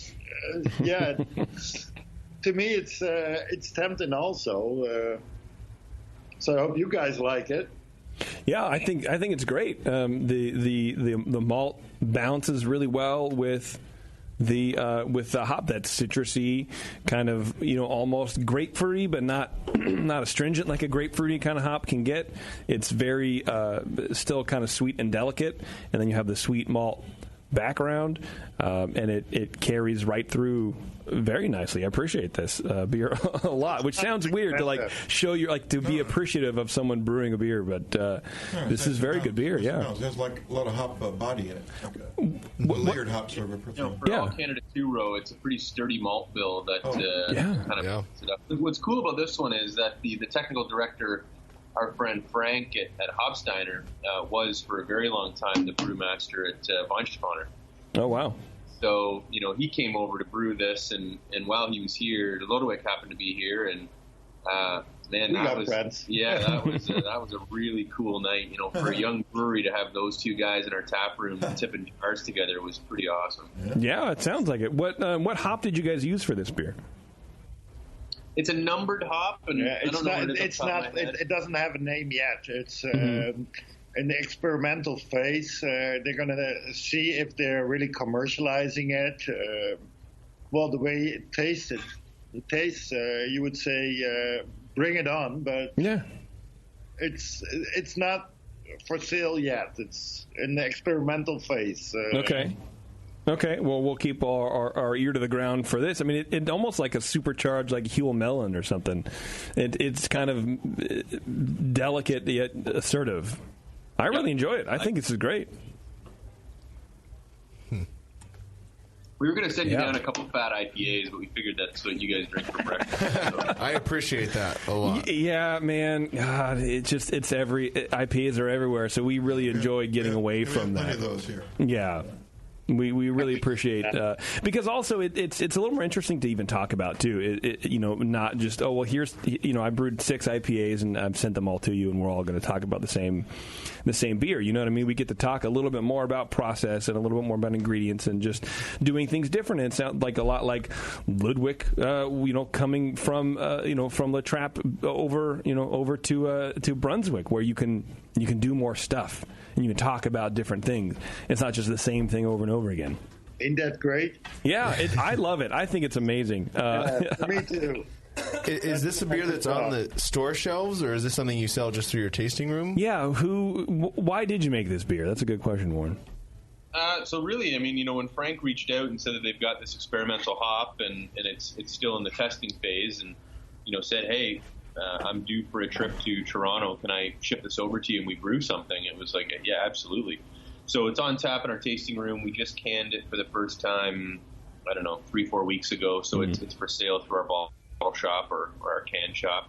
And that's kind of really the plan right now. It was really just to kind of, to do something with it and test it out. And it's been well received in our world. And again, our shop sells, IPAs, Imperial Stouts, all of the things that our craft beer community loves. And these two offerings, have just been flying because I feel they stick out a little bit and they're a bit more unique to the current palate right now. So yeah, we've been happy with them. They've done well. And I imagine it's the perfect time of year for a beer like this to come out going into summertime. We got sunshine about 48 hours ago, so almost gone. Yeah, this has been a real winter. Let me tell you that. Yeah, I imagine, man. With a beer like this, is it something you would do again? I mean, since it's for you essentially, you're selling it through your bottle shop. Do you have reoccurring beers like that? Even that maybe they started out with as a collaboration and kind of people are asking for because they're really good. Yeah, I mean, we haven't even really yet. I mean, we're still, I guess, new enough that, as kind of collabs come in, we do them, we sell them, we may do another batch of them, but this one's still in batch 1 or I guess batch 2 now. Just kind of hit our shop. We just threw the labels on them and they hit the shop. So yeah, I mean, if it starts flying, we'll probably run it for the summer. But, we might take this hop now and try, another style with this hop so that people can kind of try them side by side and say, okay, yeah, I really get, what that hop's trying to say now because I get that same flavor in 2 very different style beers. Yeah. Like a nice Vienna lager. Very different. Very different. But just as enjoyable. Yeah. Who knows? We have to talk to Frank. What do you think? Oh, man. Well, Frank just called and he said Vienna lager. And then send it all to Jason at the Brewing Network, and then that'll be good. Which sounds like something Frank would say, right? Classic Frank. Typical Frank. You know what? I was poking around on the website, and I noticed that, in addition to you guys also, doing the collabs and stuff, you offer, like, deeper support, right? Full service. Yeah, so you do not only, like, marketing, but, like, label design and sales and stuff, too. Like, you guys are a full one-stop shop for this kind of thing. Yeah, I think, in Ontario, our label requirements are fairly stringent. It's got to be French and English on there, milliliters, not ounces. Things have to be a certain font size. We're pretty rigid here. So I know in wearing my import hat, it's quite often been a barrier for some U.S. craft breweries is, hey, do you want to work with us and come to Canada? Absolutely. Great. Here are all the things you got to do to your can or your bottle. And they're like, no, not doing it. In this model, it kind of now gives us, a bit of an opportunity to say, hey, why don't you come up to Toronto, visit the facility, check it out, we'll instill some confidence, and then, brew your beer, and we'll take care of all the packaging. We'll do the compliance. You send us your can files. We can alter them so that they are compliant, and we can take that kind of burden now off of the brewery. And then the kind of import side, our sales team calls on LCBOs, bars and restaurants, grocery stores. So, for the right brands that come along, we've got the ability to kind of give them kind of a bit of a turnkey sales force for the ones that make sense within our world. Cool. I think it's great. And I don't know of any. Are there other facilities going to that level out there?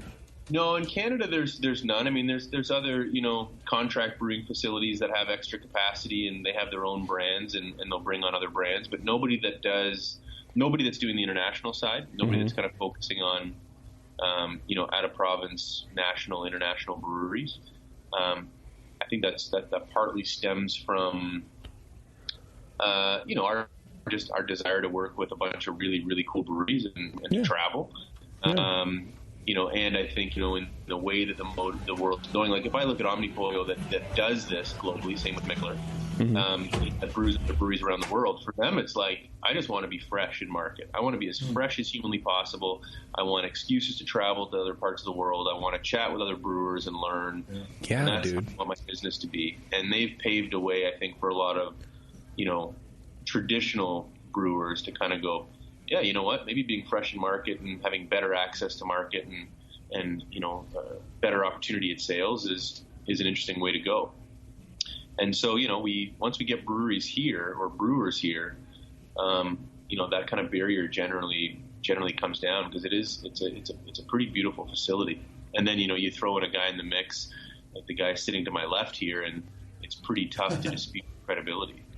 Right. Got some insurance. Yeah, for sure. Lodewijk, can we pick your brain real fast about Trappist beers and if you have a couple tips for our homebrew listeners out there, because those beers are hard to replicate for us in the States. I've had a lot of bad copycats, but if you have a couple tips or tricks or something like that you can instill upon us to help us make a little bit better of these kind of doubles and triples and all that kind of stuff, that would be cool. Well, there's a couple of things that you see quite regular in that world. First of all, is a real warm fermenting temperature. Mm-hmm. For that case, you just get more esters and more flavor into the beer. Next to that, people always try to brew real clean. Sometimes you need to bring a little bit of character in your beer, and that means not do everything perfect, deliberately. Okay. That seems like a dangerous... It's a dangerous thing to mess with. I don't want to go too far, as I still am on good foot with most of the Trappist breweries and also with the monks of La Trappe, of course. So I'm not going to give too many details, but most of the time, people always think it has to be as clean as possible and as pure as possible. And sometimes you should just let some things slip into your beer and form that character. If I was in Wine Stefan, and if you would say I'm doing it like this, they would say you're crazy. This is not good for your beer. On the other hand, it might bring some character in and a little bit of funkiness, and if you balance it, it might be something positive instead of negative. Okay, so you're saying that fermentation character isn't necessarily the only thing that can drive your beer flavor and set it apart. You can mess with a little bit of funkiness, yes, so to speak, and you'll be on a different path. Yeah, and for that case, of course, and it's hard for a home brewer to do that, but we always say, for example, hops are like grapes. It's not only the variety. You have to go to the fields. So you have to select them. You have to select your farmer. You have to see how he fertilizes, how he sprays, or whatever he does. His soil. With grapes, it's a normal thing that you say it's not only the variety of grapes, it's also the winemaker and the way it's grown. With hops, they buy a variety and say we have the best hops in there, and they're not even been on the fields and haven't seen them. But it's really a thing that is true. How do they know? It's really true. It's not only the variety. A lot of times I use varieties that they say, like, how can you brew with them? And on the other hand, it makes me a gold medal on the World Beer Cup. The hops is almost extinct because nobody wants it anymore. But you bring it into your beer and you make a gold medal on the World Beer Cup. So it's not only the variety, and you have to select your ingredients, but that's of course hard for a home brewer to do that. It is, yeah. If you're a Trappist brewery and you there is some money, you can really do that and invest in that, and that's of course a thing that's most important of all. the best ingredients there are around, and do some work for that.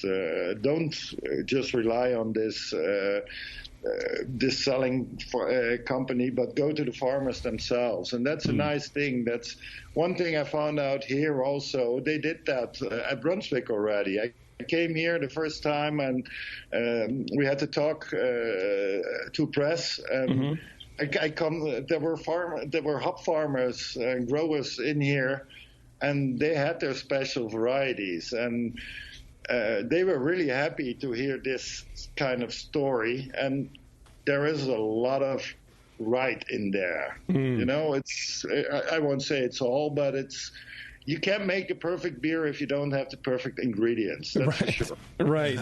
Yeah, I mean, that is true. We do rely on our homebrew shops to deliver us, good hops and good ingredients. Excuse me. But, I think there are a lot of them out there that freshness has really improved over the last 10, 15 years, especially in packaging hops. People are understanding, to break down hops and nitrogen flush and do all that kind of stuff where we have some pretty decent access, but I think you can still, as a home brewer, be choosy about your hops, and if you order, the hops, and it's sometimes we have to take the hop and then make the beer that it works well with, rather than find the best hop, because we don't have like Luke was saying. We don't have the option of going out into the field and choosing the best. There is no option for a home brewer. It does it himself. Can you imagine going to a hop grower and go, I want 2 ounces of this. 5 pounds of that cut right there? Yeah. I'll take this bind. Yeah. Yeah, no, and I don't want to be negative, and of course there's good hops everywhere around, yes. But the best is always to be found directly on the field, and I buy everything as a whole hops, and I let it produce the way I want it, and it pays out, I think, for sure, back then. And right now, we still have, here in Canada, we have a couple of growers that we are really working together with. So for our collaborations, I'm very positive that I can find some of the best Canadian hops. And same goes for the barley and everything. You just need to know where to find it and need to know what to ask for. And Yeah, that makes total sense. I appreciate it, and it sounds like you're not very passionate at all about that subject. Now you see why we love this guy. Yeah, I know, man, for sure. It absolutely matters. It absolutely matters. Well, Mike and Lodewijk, I want to thank you guys very much for joining us and for sending these beers. I think they were both delicious, and I think it's a really cool business concept you guys have. Anything to further the collaboration scene in craft beer and to share knowledge, it pays dividends for everybody. And so I think it's cool. I think you guys are on something. So when are you guys coming to Toronto? Man, whenever you want to take us up there, because I would love to go to Toronto. If you want to collaborate on a jet. A beer. We could definitely do a beer. That would be great. I think it'd be a lot of fun, for sure. And if you guys ever make it out here, let us know. Yeah. And I'll try to check you out in Nashville, too. Yeah, definitely. I wish I could go, but I can't. So there you go. We appreciate your time, guys.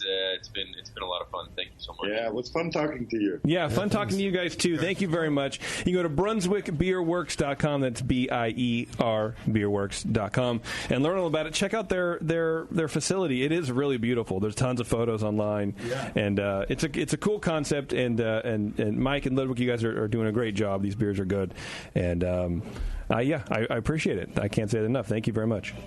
Awesome, thanks. And hopefully when we chat next time, we'll have some more of your American craft brewery partners brewing here, and we can ship some of them down. Yeah, that'd be great. Yeah. I'd appreciate it. Cheers. All right, guys. Have a good night. Cheers. Cheers, guys. Later.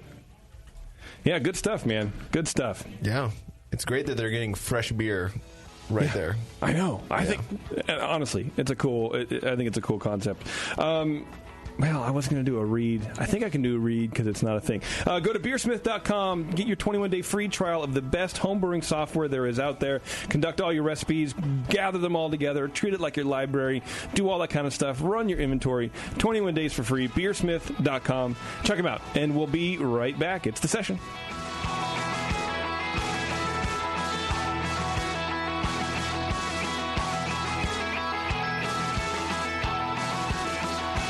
listening to the Brewcasters. On the Brewing Network.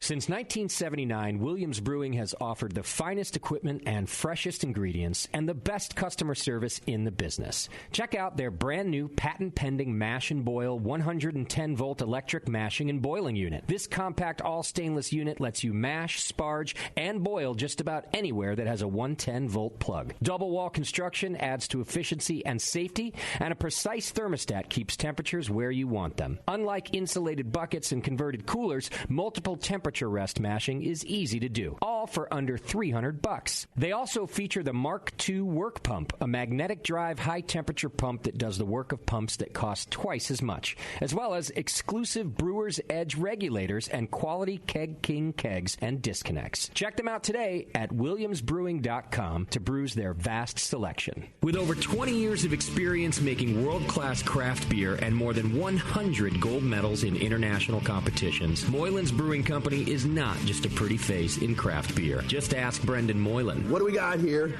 The beer of the hour. Moylan's, gotta love that big M. It's like a sign of awesomeness. Woo-hoo!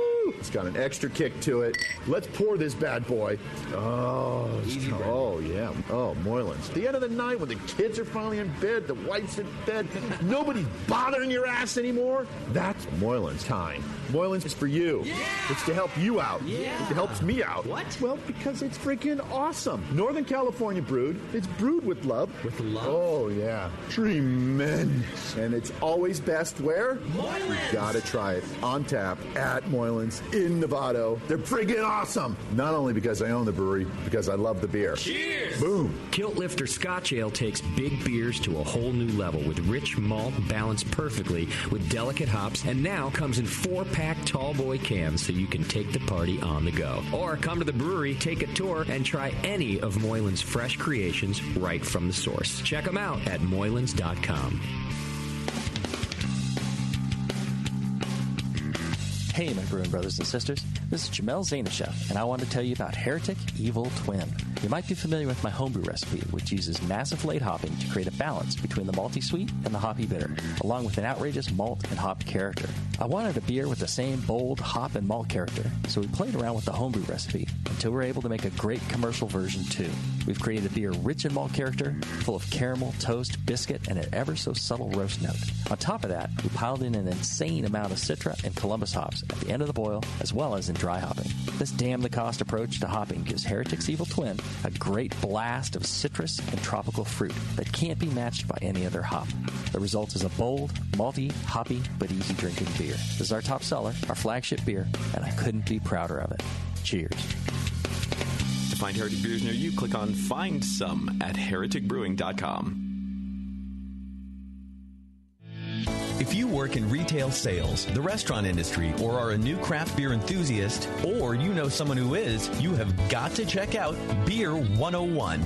Beer 101 is an online course created for anyone wanting a quick introduction to the vast world of craft beer. Beer 101 covers the history of beer, brewing ingredients and processes, vital stats like ABV, SRM, IBU, and gravity, styles, tasting, glassware, and pairing beer with food. The Beer 101 course is offered by the Brewers Association at craftbeer.com, also home to the truly awesome Beer Style Finder, a visual guide to every beer style. Quickly play with color, bitterness, and alcohol content to interactively explore the entire world of beer styles with a gorgeously designed interface to your favorite beverage. The new Beer 101 course and new Beer Style Finder are only available at craftbeer.com. Craftbeer.com, celebrating the best of American beer. The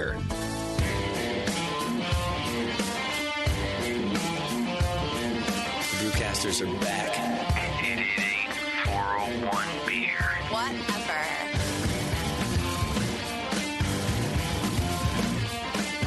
All right, thanks for hanging on, everybody. Whatever. We're going to do a little housekeeping here, and then we're going to do the Twitter game, which is part of that housekeeping, and then we're going to leave. But check it out. Go to greatfermentations.com. Like them on Facebook and Twitter and Instagram and all the places at GR8 Fermentation, because they have the largest catalog of Blickman products on the web. Some of all of their staff are some of the best trained in the business on using those products. Top-notch customer service, same-day shipping on many items. greatfermentations.com. Man, that was a cool interview. I like Lodewijk, man. That kid has some passion. Oh, yeah. He's older than me, probably. I would imagine. He's brewed a few things. He's brewed a couple two tree beers, and he's been everywhere, man. Like he's cut his teeth on a lot of different breweries, and then going to Weinstefan, like forget about it, dude. Yeah, I kind of felt weird, honestly, like asking about beers that he didn't make anymore. You know what I mean? And it's like, oh well, But how do you not ask that question about like Trappist breweries and Trappist beers and how we can do that a little bit better? Well, I mean, and he still is making Trappist beers. Ish. That's true. Excuse. Wow, you threw me, Warren. I can't talk. I told you I was sick. As required. It's what the customer wants is what they make. Yeah. Right. Oh, right. Yeah. Speaking of what the customer wants, Drink Drake's. Go to drinkdrakes.com. And whenever you're in the Bay Area, specifically in the Bay Area, but anywhere you can, find a Drake's bottle and then consume it, because Drake's is good. They're good people. They make some good beers. They do a lot of stuff in here in the Bay Area community, and we appreciate that. So check them out, drinkdrakes.com. They're good people over there. Next month, Session Fest. Oh, is that what that is? Oh, and you're going? End of May, yes. All right. I'll be pouring some beer. A collaboration with Freewheel Brewing Company. You mentioned it before. That sounds great. Yeah, we're doing a Pilsner that we're doing a half cask condition, half draft, and we'll be serving both versions there. Ooh. Wow. Yeah. Warren, that sounds amazing. Fancy. It does sound fancy. I'll tell you what. Can you make them the same temperature so I can really compare them? Well, I'll pour them, and then you can just let them sit out. Get there early? Yeah, right, yeah. Let's do the Twitter game. Okay. Do you remember what it was? It's when the BN gets restructured after the buyout. What are you, JP, going to be doing as your new role? All right. That's a good question, Warren. And I do want to tell you guys that this segment is brought to you by Brewers Publications, which is a publishing division of the Brewers Association. With nearly 50 titles in print and digital format, Brewers Publications is a beer book to fit most needs, whether you're a craft brewer, home brewer, or aspiring brewer. Visit brewerspublications.com and browse titles on brewing science, the business of beer, beer history, and more. See, now, if I had written that spot, I would say, put the ass back in aspiring and read books. Well, you are an ass man. Shit. And if you're a AHA member, they'll push special offers on those books to you. So, Oh, yeah? Yeah, join the AHA. Hell yeah, dude. Join that thing, dude. Okay, let's go through the Twitter game. Warren Billups. Yes. I gotta find it here because I didn't have time to condense everything, and that's fine. That's sure. all right. No, yeah. We're in live editing. Dead air, that's our special air. Right. Right. Yeah, put your hand on the front of your pants. Okay, no, that's from the 20. That's a quote from me, apparently. So that's, wow, people are tweeting into the Brewing Network quotes that I've said. I feel good. Just voluntarily? Apparently, yeah. Wow. Okay, so Christian Smith said, and you guys are going to, as I read it, you're going to have to tell me if it's funny enough to be on the list, because I don't have them comprehensively, right? Yeah. Okay. CHO, this is from Christian Smith. He says, Chief Hosting Officer. Justin melted down, right? List or no? Yeah. Right. Maybe. No, there's no maybe. It's yes. No. Okay, no. Okay. Yes or no? Let us give you a visual so that we don't whatever. I don't want the guy to hear that we did that sucks. Well, I'm going to say no. Well, you don't have to say it sucks. Now he knows. Now he knows it's terrible. Christian Smith, Tasty hates you and your profile photo. Straight from his mouth. Right, exactly. I mean, geez, dude. JBC Brewing says, same as always, suck it, JP. Apparently I'm just going to keep sucking still it. Sucking it. That's probably accurate. Yay, nay? Let's see where it goes from here. Oh, you can put it on the list. Warren. I'm saying put it on the list. Okay, Jesus Christ. I got my attention. I'll move that on. All right. Move that on. It's simple task. Tell me yes or no. And 2 times in a row, you guys are going, maybe. JP is slowly changing his name to Justin. We all know Major Jip plays the long game. Do you want to become him? No. I like my feet and my lungs in the shape that they're in now. Actually, my feet are pretty bad, but they're not going to fall off. And I enjoy not poisoning my body in the temple that I live in. Okay. Yeah. I don't know. I bet there's better ones to come. Yeah. Probably, yeah. I'm all right with that. This is from Mike Shoemaker, who I don't really think makes shoes. Says, JP will be CEJ, Chief Engineer of Janitorization. He'll be responsible for keeping those Dyson hand blowers from spreading bacteria to the diehard Hop Grenade customers. Well, I don't care about them. I care about me. I don't give a shit about the diehard Hop Grenade customers. I care about me and my bacteria-laden hands. Right. Tasty and I think, are the only one. Do you do this too? Where we don't use the dryer. You just kind of wipe them on your pants and get out. A combination. Yeah. So you I don't have time to stand here and have the water blow in my face. No, because you have to do it for 20 seconds. Yeah. I'm not trying to stand in the bathroom for 20 seconds. Yeah, if you like a nice healthy coating of everyone else's germs blown on your hands, just hop in a Dyson. It'll be fine. Chief Engineer of Janitorization. Okay. What do you think? Sure, but you would do it selfishly. You wouldn't be doing it for the customers. Well, that's what I'm saying. Yeah. I wouldn't do it for the customers. I'd be doing it for myself. Yeah. But Mike is trying to be nice, and maybe I shouldn't have said, fuck everybody else and just worry about myself. But that's what I got to do. We knew you were thinking it. Okay, thank you. We give it too much attention not to pass it. Yeah. Appreciate that, yeah. The Brewer of Seville says, in Chechnya, JP is head of show, but even after restructure, he is still useless. So I guess I wouldn't be doing anything. I don't want to laugh at you, but it's kind of funny. That's fine. Hey, you guys, you want it on the list? It's kind of stuff that would be typically we would think about here. Sure, I like it. Okay, here we go. Yeah. Joshua Leshovsky. The Shavos. Is he from Chechnya? I've used up all of my Right. I've used up all of my I'm trying to pronounce your names. Sorry, Joshua says Daddy Daycare at Disney World. Not bad. No, I like that. I like it too, but it's that too made hot. Me smile. Okay, well let's do it. I put that up. Move that on top. Josh, I'll put LE and then write a scribble.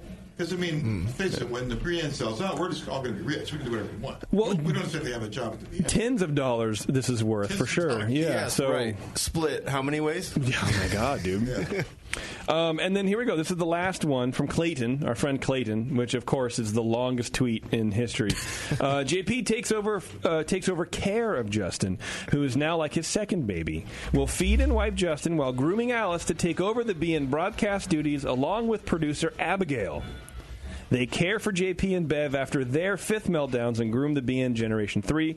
By then, beer brews itself, so short shows.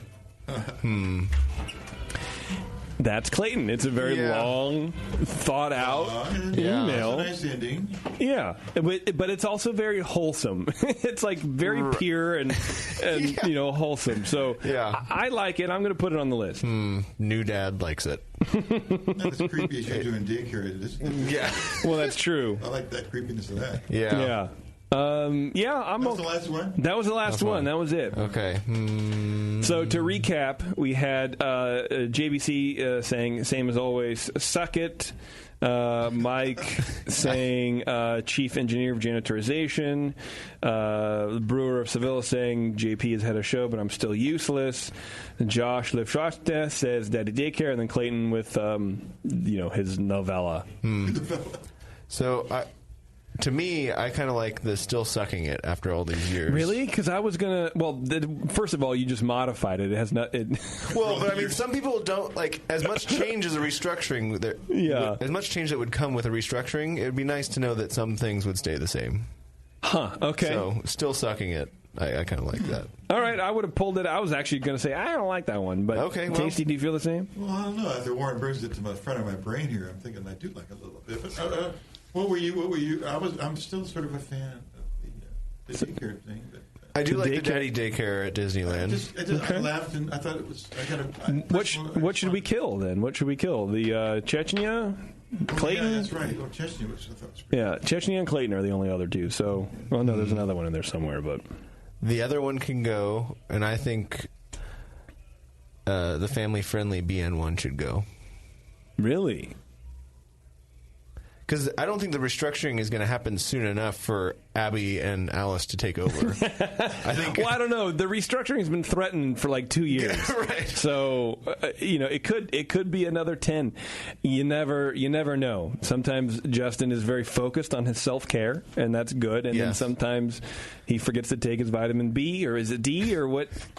Any vitamin. I think just any vitamin would be good. Yeah, well, that's true. Vitamin N for nicotine. That's true. Hey, man, what are you going to do? Kids having fun.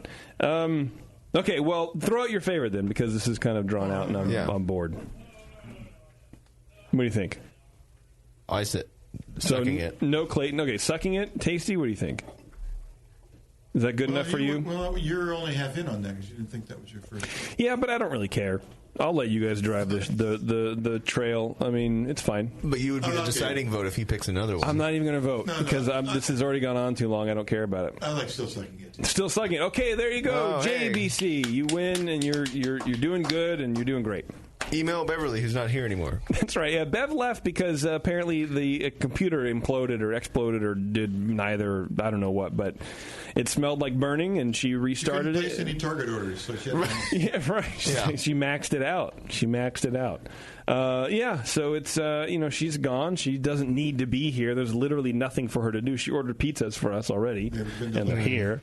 So there you go. Anyway, I forgot to tell you the Twitter game brought to you, of course, by craftbeer.com, whose mission is to tell the stories behind America's small and independent breweries and the cities and businesses that support them. It's a community full of passion, authenticity, creativity, and camaraderie. Explore the world of American craft beer at craftbeer.com.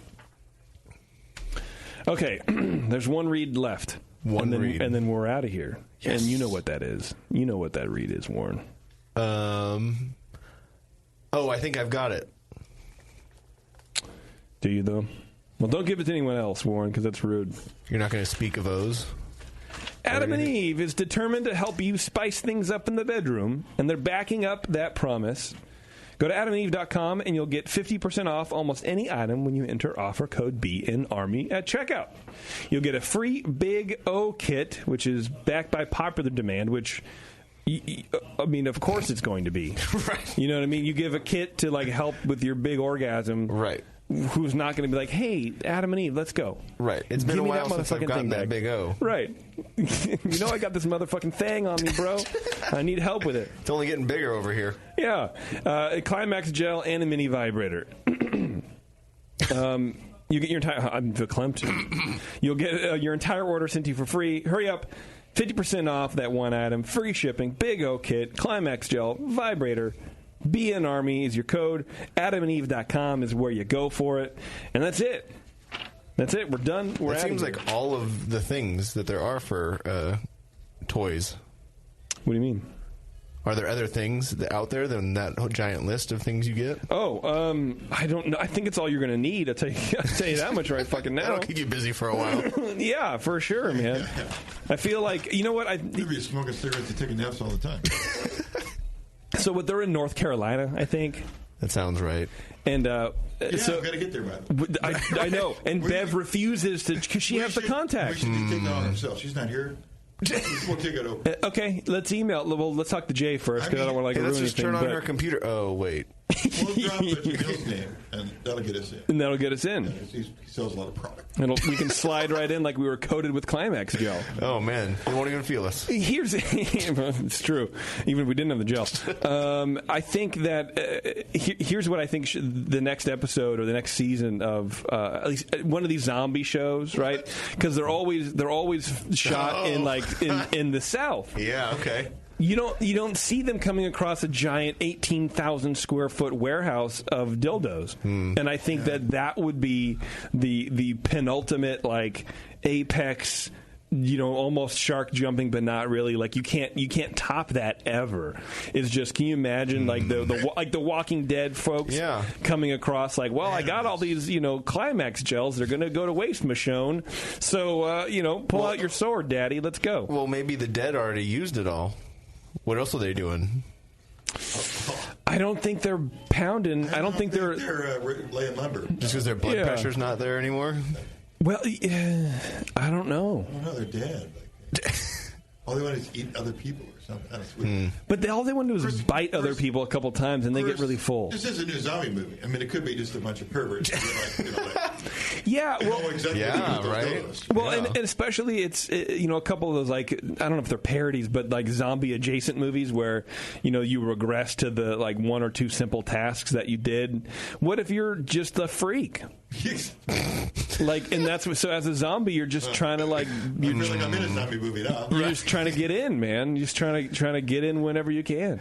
Yeah, you're a super horny zombie. That's Instead what of having I want. brains on the mind, your one goal. Right? That's Your one goal is to get to the Adam and Eve warehouse. Because the zombie cliche is getting old, right? Yeah. Oh my God, it's terrible. New zombies. That's what's needed. Yeah, for sure. I have a zombie script. I wrote a zombie. Anybody who wants to do a unique zombie movie, let me know. I'll send you my script. Is it set in the Adam and Eve warehouse? No, but it could be. They ran into it. Yeah. It changes everything. Yeah. Oh, okay. No, I'll make some rewrites. I'm fine with rewriting it. It's okay. But I think that would be great. Being just get a horny zombie. Yeah. Like I have no lips, but I'm horny as a motherfucker. That could be a new genre of DVD on Adam and Eve. Zombie horror, horny zombie. Zombie horny. I'm a zombie and horny. I'm undead and horny online, baby. Let's go. Yeah. All right, speaking of going, let's get out of here. Thank you to Mike and Lodewijk from Brunswick Bierworks. You can go to brunswickbierworks.com, of course, and check all that stuff out. And when you're in Toronto, check them out. Go there. And if you're a craft brewer and you want to do some collabs and do all that kind of stuff, contact them because the beers were good. Lodewijk obviously knows what he's talking about. Yeah. And, like that. All right, thanks everybody for tuning in. Sorry there was no video, but we can blame that on Bev. And what are we doing? Are we here next week? Are we? Oh no, we're off next week for CBC. Or is it the week after? That's right. We are off next Monday. Yeah. Perfect. Yeah, we're off next Monday, and then we are back on May 7th with Crooked Lane Brewing Company. Oh, those guys are making some good beers. Are they really? Yeah. Okay, good. And then I think the next week after that we have Dave Malalavov from Flat Tail talking about distributors. Yeah, he's coming down here just for the show. Oh, geez. He told me he was riding his bike down Sunday. Wow. Coming here and then going back Tuesday. Wow. Yeah. That's crazy, man. Well, that's him. Well, that is true. Bev told me that he did a glitter beer, and I don't believe it. Oh, no. So I had to call him, and I was like, look, dude, if you did a glitter beer, we're not doing our collab. We did, our Dawn collab. It's off. Yeah, it's off. I'm not doing it. This beer was made in a glitter factory. Yeah. No. Yeah, stop. So? I left a message because he's like doing whatever the fuck he's doing. He's probably buying his own, funeral plot or something like that. All right, everybody, thanks for tuning in, and we won't see you next week, but we'll see you the week after that. Yeah, see you next month.